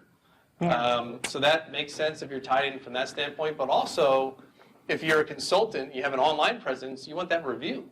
So if someone is out there to say, I'll take the text messages, whether it's feedback, you could also use it as a way to say, hey, great to see you last week in that meeting. Would you mind going to our, wherever that is, G2 Crowd, Trustpilot, wherever you're collecting information or reviews about your business? Could be something to use if and when opted in. I'll just make a comment on his comment. Wait for the mic, please. The idea that, maybe you're not comfortable with getting a text message. Yeah. Perfectly fine not to be comfortable with it. But to answer the question, what type of business? Like, if you're marketing hits Gen Z or millennials who are more comfortable with text messages, then it might be important as one of your tools to have a text message. Right. Yeah. Especially being a millennial, I know that I have 10 email accounts. I never get the inbox 0 on any of them. But I have 3 different phone numbers that come to my phone, and all 3 of those inboxes are done at the end of the month. Yep. So my priority is text messages, whereas they're not emails. It's unfortunate, but I have to try to balance it. But I think that answers part of the question too. If the demographic that you need to market for is a younger gen or a mobile gen, more phone than a email kind of person, then they'll just use the tool. Great point. Repeat the question, please, Eric. So the comment was basically... Our millennial doesn't want a microphone, I guess. Sure. So your name? Sorry? Kyle. Kyle was just... Kyle, you know better than that. Come on now. I paused for a second. You had your hat on. I didn't recognize you. He's just reiterating the fact that to answer the question from Tony, it was SMS can make sense for, quite frankly, any business if the end user is mobile inclined, i.e. they do most of their everything via that device. SMS could be a way to transact or to connect. Question to that. Yeah, hi, I want to add, and maybe, see what you think of this too. It also, for me, it depends how much effort is involved versus how much benefits involved. Right. In other words, if you send me an email, I've got a special for a free latte, but I've got to log into their website and reset my password to get the coupon that I got to print. Oh my goodness. But I'm not necessarily going to be thrilled about that. Sure. But if you send me, you can come in over the next week and, we'll just give you a latte because you're a good customer. And all I have to do is enter my phone number when I go in. Yeah, it works. I never remember my password. So every time I'm going on any website, is forgot my password is the first thing I'm doing. And a very famous local convenience store is doing that first thing to me right now.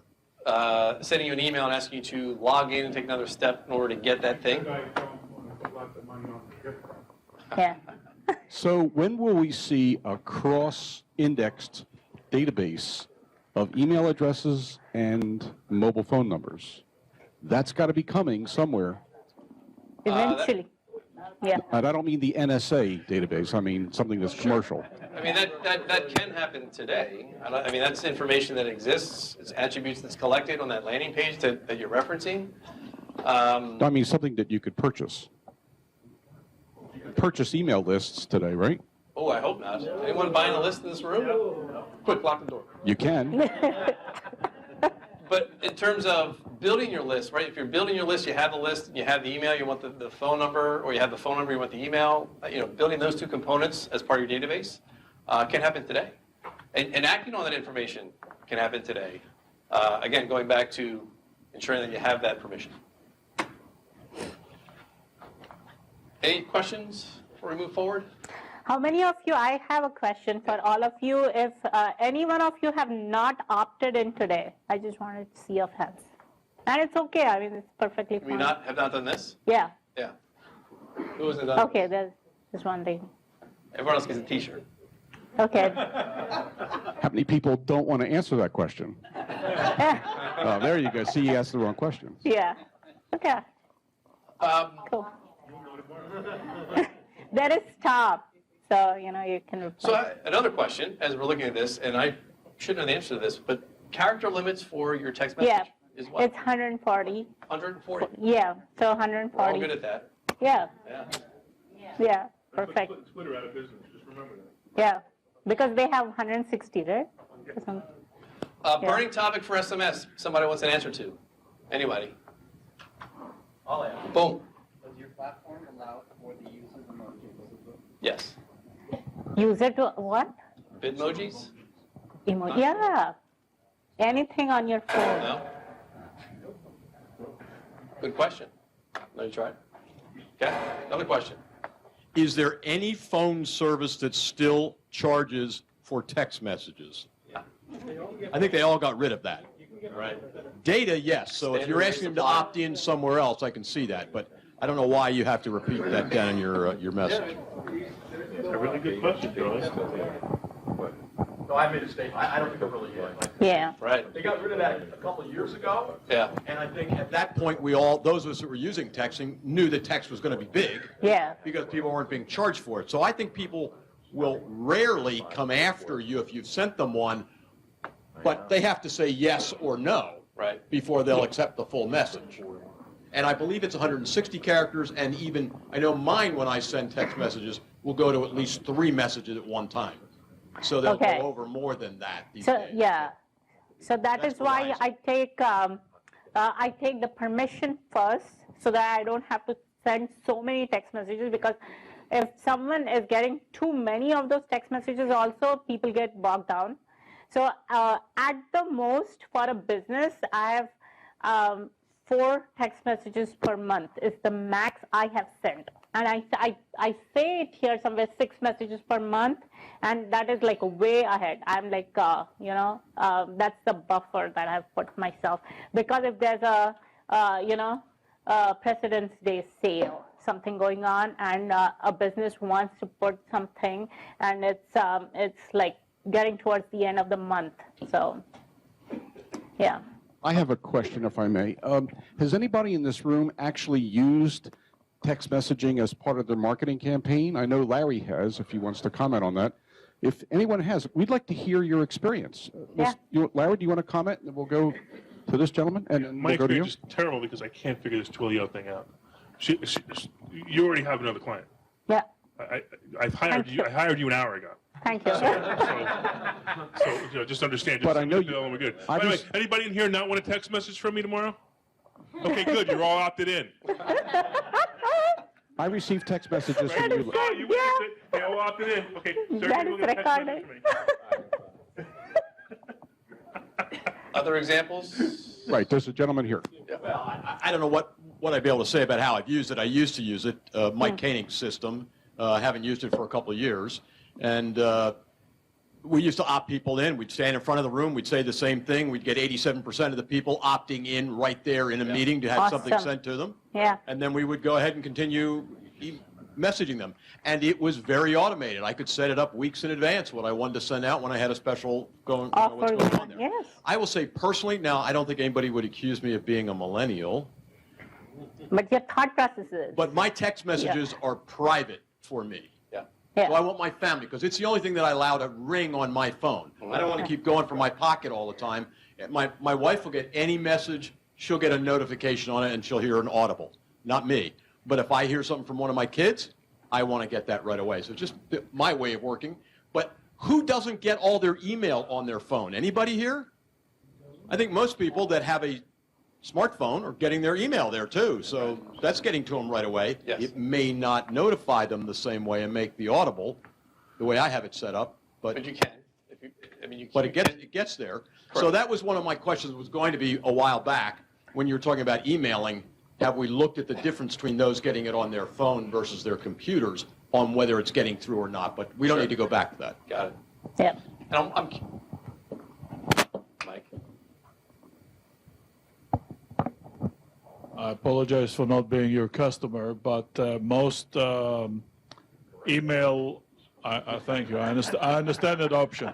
But anyway, most elevated software packages that's like yours, like the other one, other companies, will give you stats on the back end of what percentage was opened by mobile devices and or computers and so forth. Right. So I guess that's the answer to the question. I did want to also ask a dovetailing question. You mentioned that you try not to send more than 4 to 6 messages a month on the mobile platform. Do you have any good practices on emails frequency? Sure. The quick answer is as many times as you told your subscribers you'd send it. So there are, I used to work in retail, Toys R Us was a client around the holidays. Email every day, sometimes 3 times a day.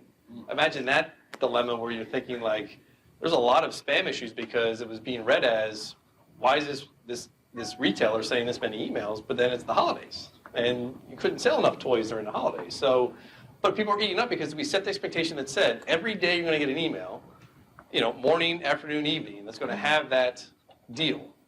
And now it's moved to social, and this is before the advent of all that. But if you set the expectation to send daily, thanks for segueing to my next slide, you set the expectation to send daily. This is an example of a copywriting course where the guy who sets this course up is very specific to say, and he's very adamant about this too, check this box to move on. You'll get a daily email of all this goodness. So setting expectations so that when somebody opts out day 2, that's okay. They don't want my daily stuff. But he's providing so much information on a daily basis, not tons of stuff, but actionable tips. So this is an example where the answer would be daily.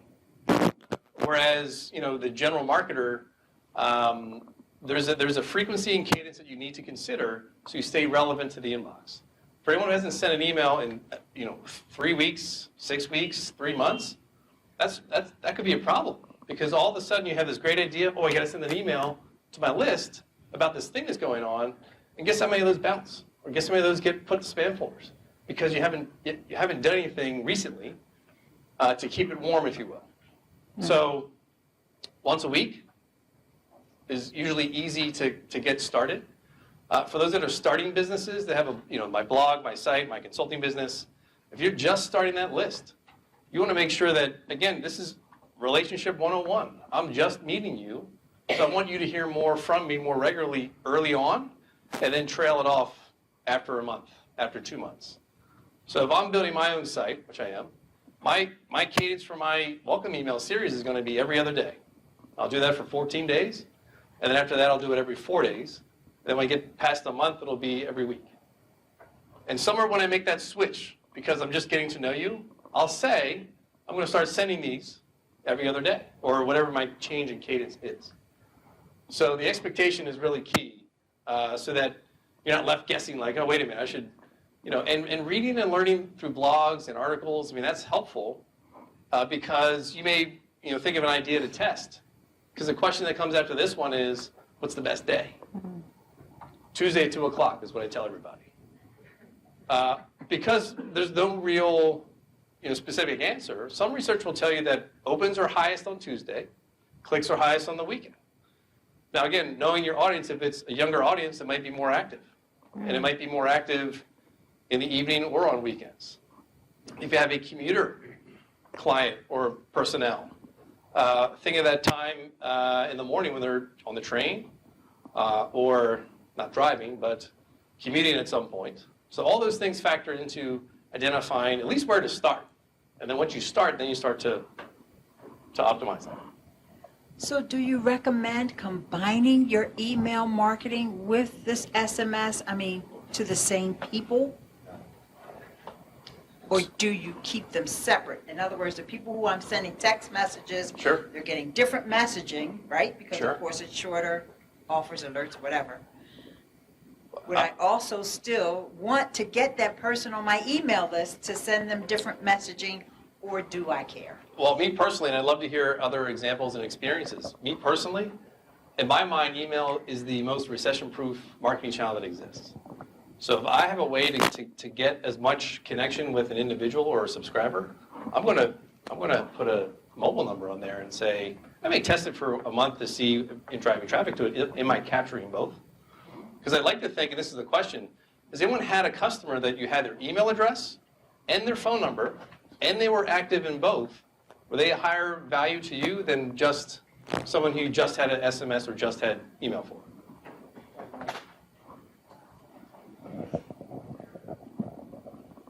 In order to basically combat the exact same thing for both age groups as well as what he just mentioned, one of the businesses I have is a restaurant, so what they all get at the end of it is a little comment card that simply says, did you enjoy your experience? How can we improve it? And then 2 blank spaces that say email and phone number. They have to take the time to actually write it in. If they are more comfortable with text messages, they will provide their phone number. If they're more comfortable with email, they'll provide their email. If they definitely want to be contacted, they'll provide both of them to you. Yeah. Right. And let the customers decide what they want to do, because they will let you know which one is the, and you can, the information that you're going to send can be the same information because you're going to have different clients who say yes for text message and yes for email. They're going to be totally different clientele.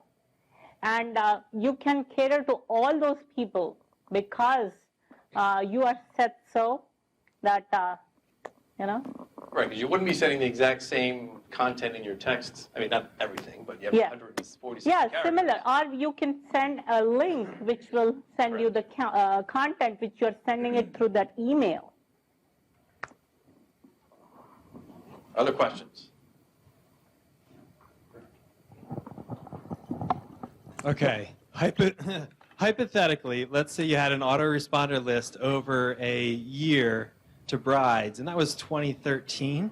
Yeah. And maybe they could use a headshot or something else. Yeah. But you really haven't done anything since 2013, 2014.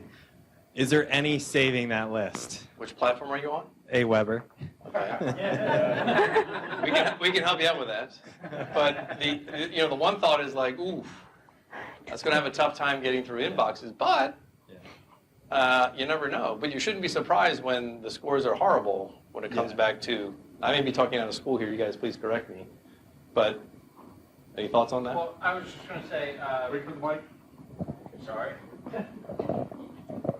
My name's Chris. I'm over in Customer Solutions here. We get that question every single day over in Customer Solutions. Typically, as Eric was pointing out, the lifespan of an email address of some of your subscribers, really, once you get beyond about a year or so, it starts getting dicey. Not to mention the fact that they have not heard from you, in so many years, they might not even remember signing up to your mailing list.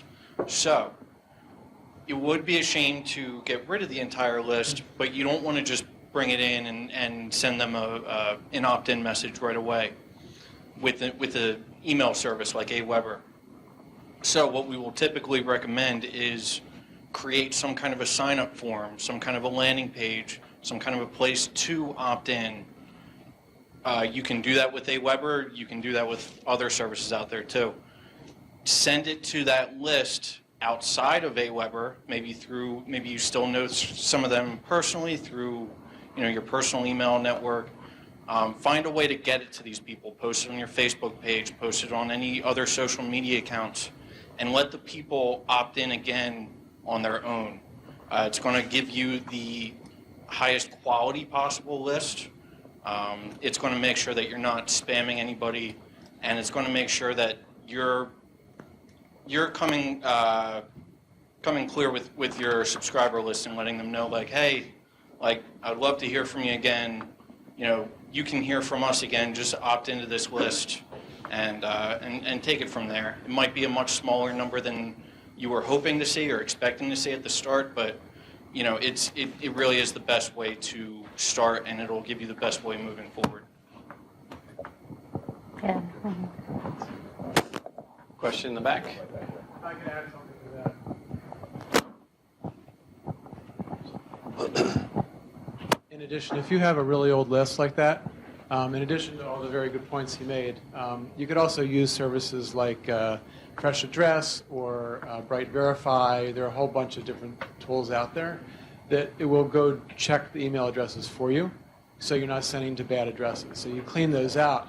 You can still do what he suggested over there, but that'll clean out the ones that are just going to bounce and are just bad, because you don't want to send to bad addresses. Whether you're using another or an alternative tool or not, you just don't want to send to them. AWeber integrates with Bright Verify and Kickbox.io. Great. So, any other questions on that slide? Hit it, Cody. Jake.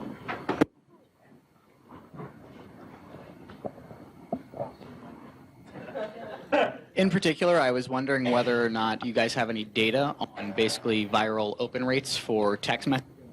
So basically that very first line that has an increased opening rate over something else. You mean a subject line question? So in a text message, it's not necessarily going to be a subject line per se. Right. So you might just get a little notification bar. So is there a particular open rate associated with that notification bar due to specific keywords that are included in that first line? Because if they're getting notifications, you know they're going to see that as opposed to a full message. For a text message. I mean, I would think, I don't have stats offhand, I would think it would operate similar to a subject line or a pre-header text that you have in your emails. But in terms of stats around that, I don't have any offhand. I don't have, because it is totally business based, so I cannot give you, stats. Cody, do you have experience with that? Do you Because have? whenever you ask a question, you always have the answer. So what's the answer, Cody? You've seen. In particular, what I was thinking is obviously for See what every I mean? single different device that you have, there's a notification limit for characters. So Right. obviously you have to include a particular amount of characters per device for exactly what you're going to be able to include. So if you craft a message that's longer than what is in there, it will not show up in the notification and will not have the same impact that you're looking for because they'll only see half of what you're trying to say. Sure. And when I hear that, I liken it to subject lines that get a little too long, or subject lines that get a little too vague, and then you miss the point, and you don't take advantage of that pre-header text. Pre-header text, you're on your mobile phone, you see the subject line, and you see the first line next to it that kind of is a pre-read of what you're about to get into the email. Yeah. And So it's call of action. So you state what your call of action is before and who you are as a business. People know right away. I want to get back to the question over here. Having been a professional photographer, I have a couple ideas that I think can work with a few other people as well. Number one, on a list that was very old, I would still use it. And I would go back to them. Because when you have a group like brides or automobile buyers, there's an itch cycle. They're going to do something else again. Now, they're not going to get married again, probably. But maybe she's going to have a baby. But she's not going to come back that quickly if it's 50%. But the real point to all of this is you should be continuing to stay in contact with them over time. So when you get to Christmas or Hanukkah after the wedding, we have a special for you for pictures for your parents. and you continue to stay after them so that when you can get to the, gee, I do baby photos as well, you can stay in touch with them. Same with cars. The itch cycle is something like 20 months. Right. So you want to get to them before that, not just the corporate stuff that's coming out from Ford or Chrysler or whoever else it is. You want to do the personals and stay in touch with them. Right. And the key to that, I mean, giving great tips on how to stay relevant for when you want to upsell or cross-sell something else that you're offering. Something here around engagement is something to keep in mind. So you heard me say signals tied to your emails getting into inboxes. One of those signals is, what am I doing as an end user with that email? And I would imagine similar to an SMS message is, am I replying and engaging with that message in any way? Go to your Gmail folder and search for hit reply and see how many emails show up in your results. Everybody remember has anyone seen that request from that marketer, that guru, that business, the consultant? Hit reply and tell me what your biggest challenge is. So literally, I mean, search your folder for the word hit reply. You'll be astonished about how many messages are sent to you asking for this one simple thing. Now, it's asked for a reason, and that's to get the signal to Gmail that says, an email from you is important. This person hit reply. It's important to you as the marketer because you're asking for something that you're going to use. Don't just say hit reply because. Say hit reply because tell me what your biggest challenge is. And then you take that and you put it on your landing page. Or you take that information and work it into your next email. Or you ask them to hit reply in, what tools do you use? So then you know who to go form a partnership with. So you think about the power of this engagement that's as simple as a hit reply, carries more weight than just getting the information from that subscriber. It's signal to the ISP that says, hey, this person's sending some pretty good stuff because people are actually doing more than just clicking a link. They're actually hitting reply. So that's something to keep in mind as you're building, those that have a list, something to test tomorrow. Kyle had a question. I'm curious about that. There are other words that are sometimes... Closer to the mic, Kyle. Thank you, Doug. There are other words in email. Sometimes a lot of spam emails all have the same content. Like, hi, I'm from Nigeria. Nigeria gets marked as like a spam word. Yep. Yeah. I've heard recently that hit reply has hit that kind of that level. Do you guys know about that yet? Or anything? 'Cause I know we all know marketers, they get a hold of something, they break it. Right. Figure something else out. But I'm wondering, I've heard recently that from a bunch of influencers who heavily use that it's not working as well. Yeah. Because it's in spam boxes that they put that phrase in. Sure. They're trying creative alternatives. Have you heard anything on that yet? I don't know that we've heard a lot of that coming through our CS center, but it's a very valid point that says the intent for the right marketer, the smart marketer, the above the line marketer is to get that information and the signal. So now, to your point is, we figure out another word to use or another way to ask for that information that's relevant and not as specific as that. That's a great point. Paul's got a question.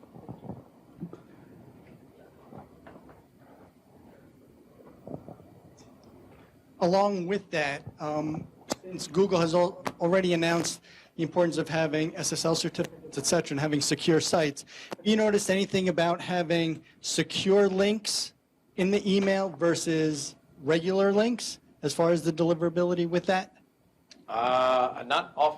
Nothing major. I don't know. Yeah, you see the difference? On that list Oh, spam. Bitly to not do. Yeah, not including Bitly links in your content. If you guys want Yeah. heads up, there's a website called Rebrandly. Wait for a mic, please, Kyle. And make sure it's turned on. I just looked up for a client. This is helpful.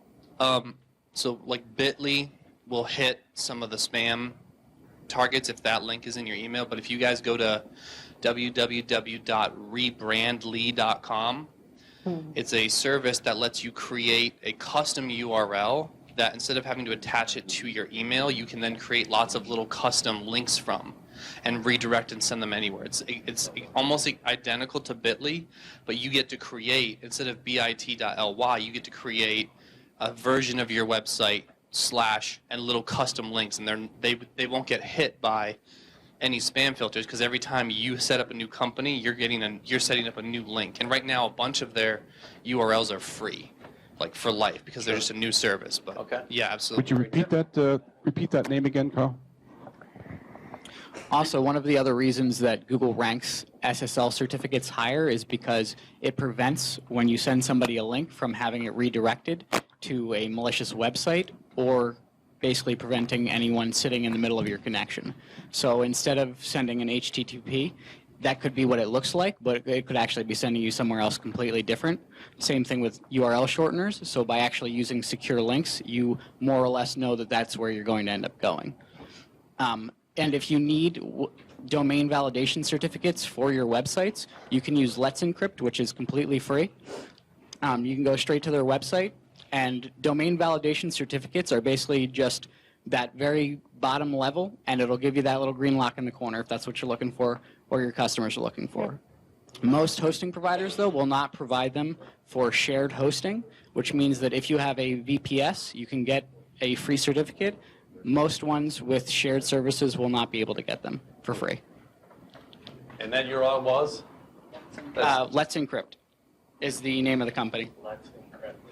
Let's Encrypt. LETS? Yeah. It could be .com or .org.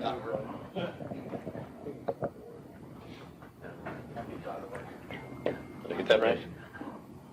Com? Org? /org. Google it. LETSENCRYPT, all lowercase. Okay. Or. Great. One last quick tip, and we're going to break and give you guys time to network and talk. But something else to consider around, that centerpiece of that spectrum we talked about, relevancy. And I think this is something that to what you guys were saying earlier about what's next for someone to abuse. As we like to abuse things when it comes to personalization. That subject line.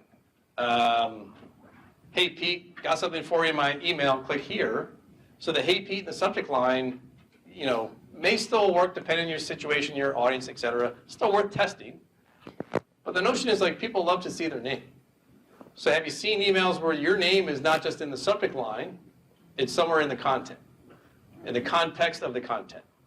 Because you can use that little personalization that says, imagine if you're reading a block of text, again, you're engaged because you asked for it, I've set expectations, it's good information, but I call you out in a single line that says, but remember, Pete, or something to that line to bring you back in. Chances are you're skimming this thing a mile a minute, and if you catch your name, that brings you back into that conversation. So this could be something, any ESP you're using will let you put in that first name personalization inside the content. So this may be something worth testing. One caveat on the personalization of names. I forget who it is. They have my first name and middle name concatenated together. Yeah. So it says dear, and that's pretty obvious. Yeah. And it looks funny. Yes. Hello. So, and we've also, when you sign up for test accounts and things like that, hey, initials, what have you, you can actually look at that before you send it to make sure that it sticks out and it's relevant for people that are giving you their actual first name. Now, go back to set expectations. Yes, you may, someone may be using different names or what have you, but that field that says, give me your name, you see enter your primary email instead of just email. Well, you may think primary email means something different than what you think is primary email, but you're giving it to me. Because I'm just saying, give me this, or you see, give me your best email. Like it's almost a cry that says, hey, you know what, emails, we know that you have 4 of them. Whichever one you want to track back to this information, and just ask for it here. Similar to the name, first and last name, not best first name, because hopefully you only have one. But, you can be specific when asking for that so that you can use it later on. Any questions we have not covered that you want to cover based off our directory here? One in the back. Hi, just if we could, somebody could riff real quick on conversion rates in text messages. So my customers, for the most part, we can hit them with a Facebook ad and they'll, we can catch them as leads on mobile, but converting them is more difficult on mobile, at least for us. Most of the purchases happen on desktop. I was wondering if somebody could just jam on that for a second. And what is your business? We run events, so events for families. So I'm selling tickets. So, did I answer the question? I'll get that answer for you. So basically converting the name who signed up for the mobile lead and converting them into a book gig? Custom. Yeah. Okay. I'm going to get that answer to you. I'm going to look it up, the stats, and get you the answer. Other questions? I have a specific AWeber question. You need to create segmented lists off the original list. Okay. Is that possible with AWeber? Segmented lists off the original list. Right. Are you part of our beta? No, but I am now. Right? Yes. Okay. So, so the answer is yes. And to be more specific to address that, you want to talk to our team here. So yes. Don't go anywhere. And you neither. Yeah, I'm here. Anything else? Question? Yeah, if you, the comment was made that not to use the AWeber type software to cleanse an old list. I am not sure that I understand the rationale. Why not use the tool other than, does it have to do with a spam ratio or something? Or, So it's giving yourself if I have 2,000 names that I don't know when was the last time they were mailed, and I just blast them and 400 comes back undeliverable, right? What's the harm? The harm?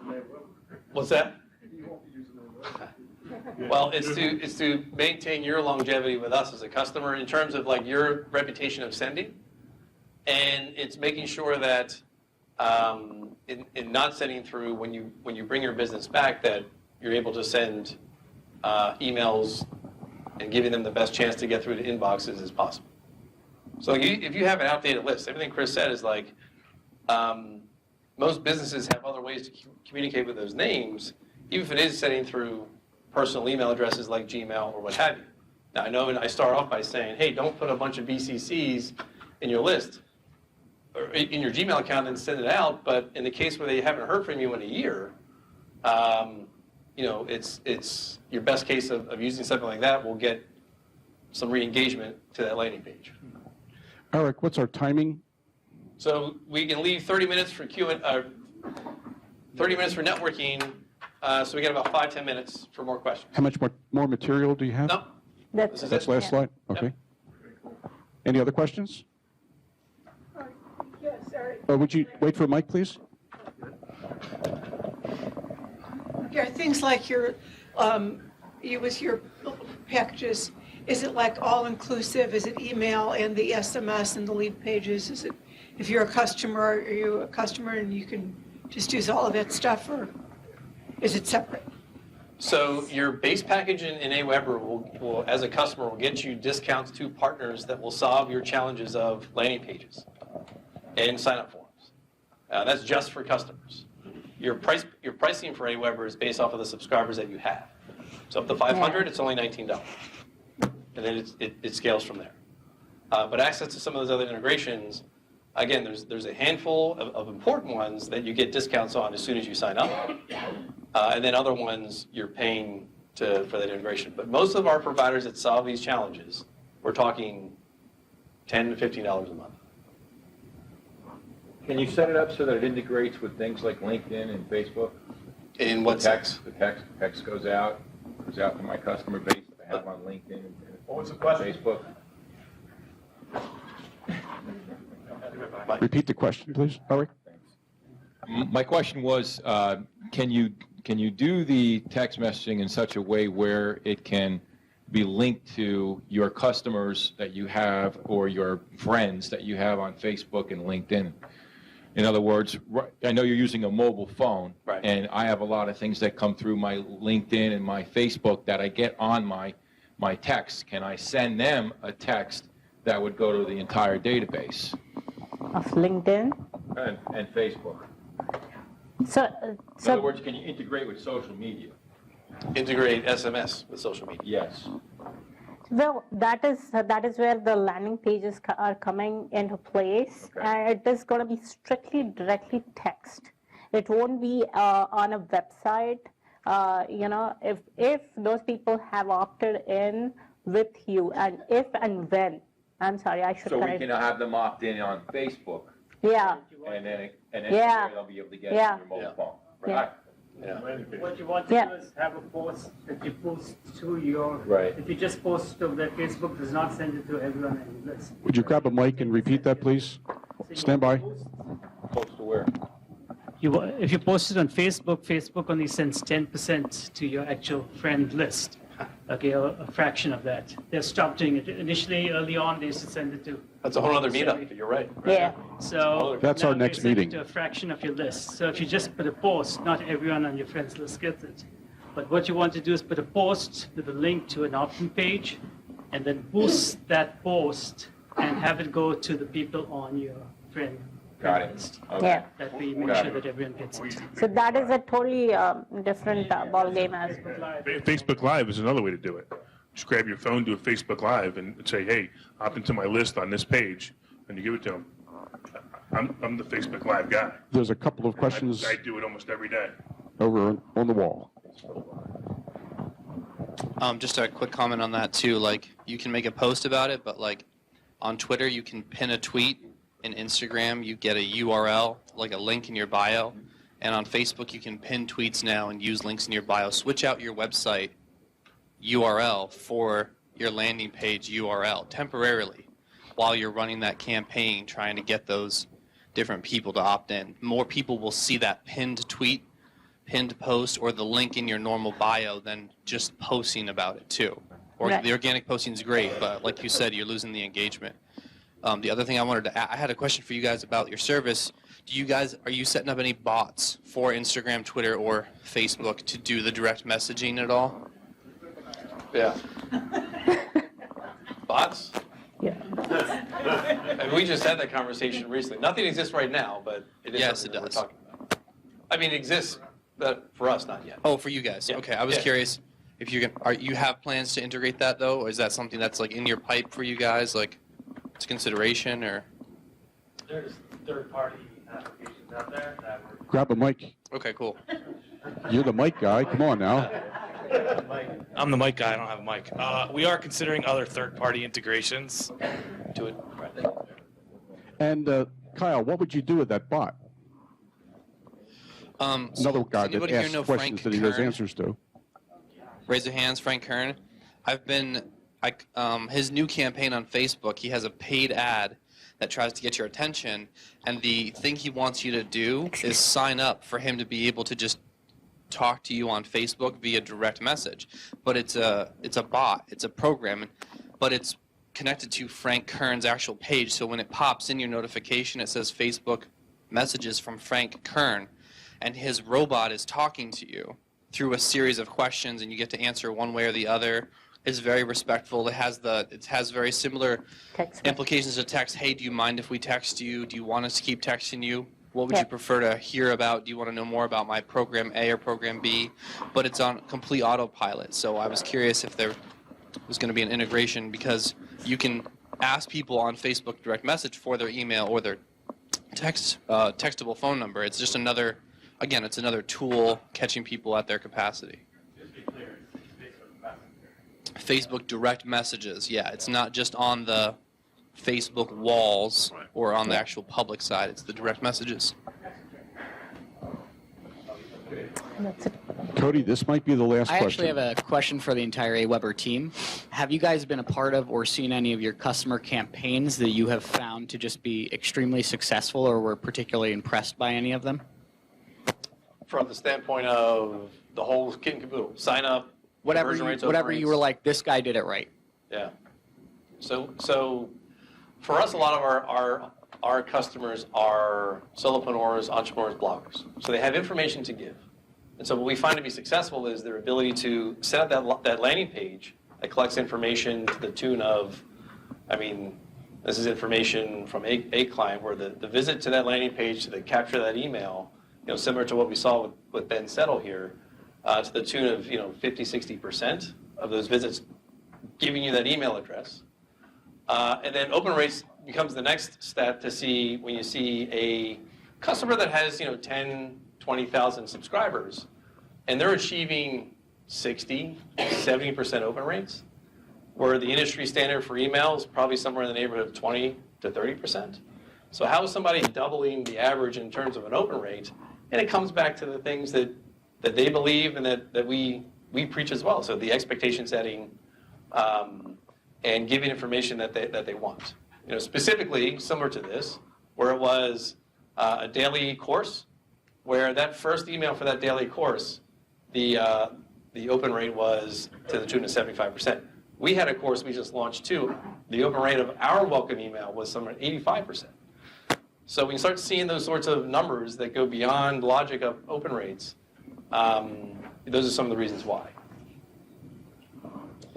I think that was the last question, if it's okay. And I'd like, Erik has given us an introduction to the AWeber service. Sonali, would you like to take a minute and sort of introduce us to your service so that we know what you can offer folks here? Well, to start with, it's actually just $99 with a setup fee of about $200. And I give about, you get about 500 messages to start with. And it also depends upon the number of messages that you're sending. So the sense goes on decreasing as your number increases as your whatever your thing is. So it's just a monthly thing, and I don't hold on to anybody because it's just month-to-month service. So you can start and you can end whenever you want to. So. Erik, I'm going to give you the last word. Any dying questions? Again, dying questions you didn't have 2 minutes ago that you want to ask right now before we open it up for the value of interaction and networking. Who learned something tonight? I know I did. Yeah, Great. I did too. Who didn't learn anything tonight? Okay.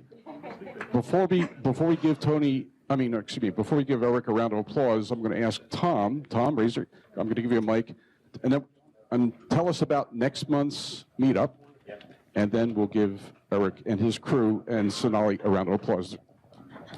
Don, can I have a minute, please? So I want to thank the entire Weber team for letting me here and talking. Erik doing all the presentation. He did all the presentation. Thank you. That was phenomenal. And and thank you to Bucks. How do you say that? Bucks County. Consortium.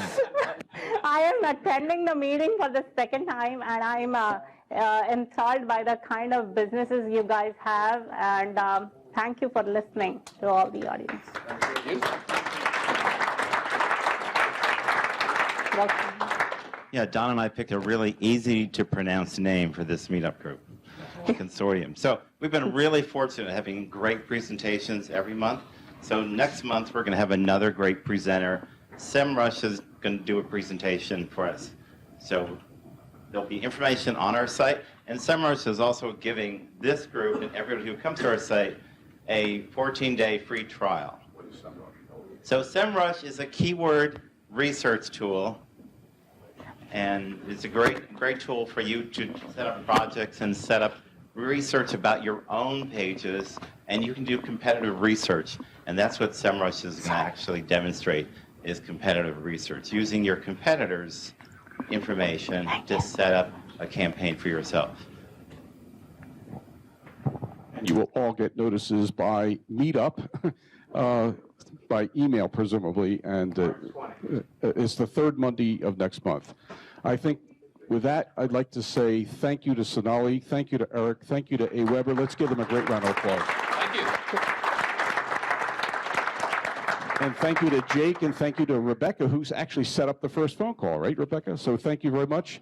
So I think we're allowed to be here till 8 o'clock, and then we turn into what? Did we turn into a text message or What's a that? pumpkin or something? Yeah. Anyway, 8 o'clock. The door's locked. The door's locked. Okay. Spam folder. Yeah, we get out the door. Thanks everybody for coming. Oh, if anybody hasn't given me their business card or given Marty their business card, please do so, and we'll make sure you get a copy of everybody's card.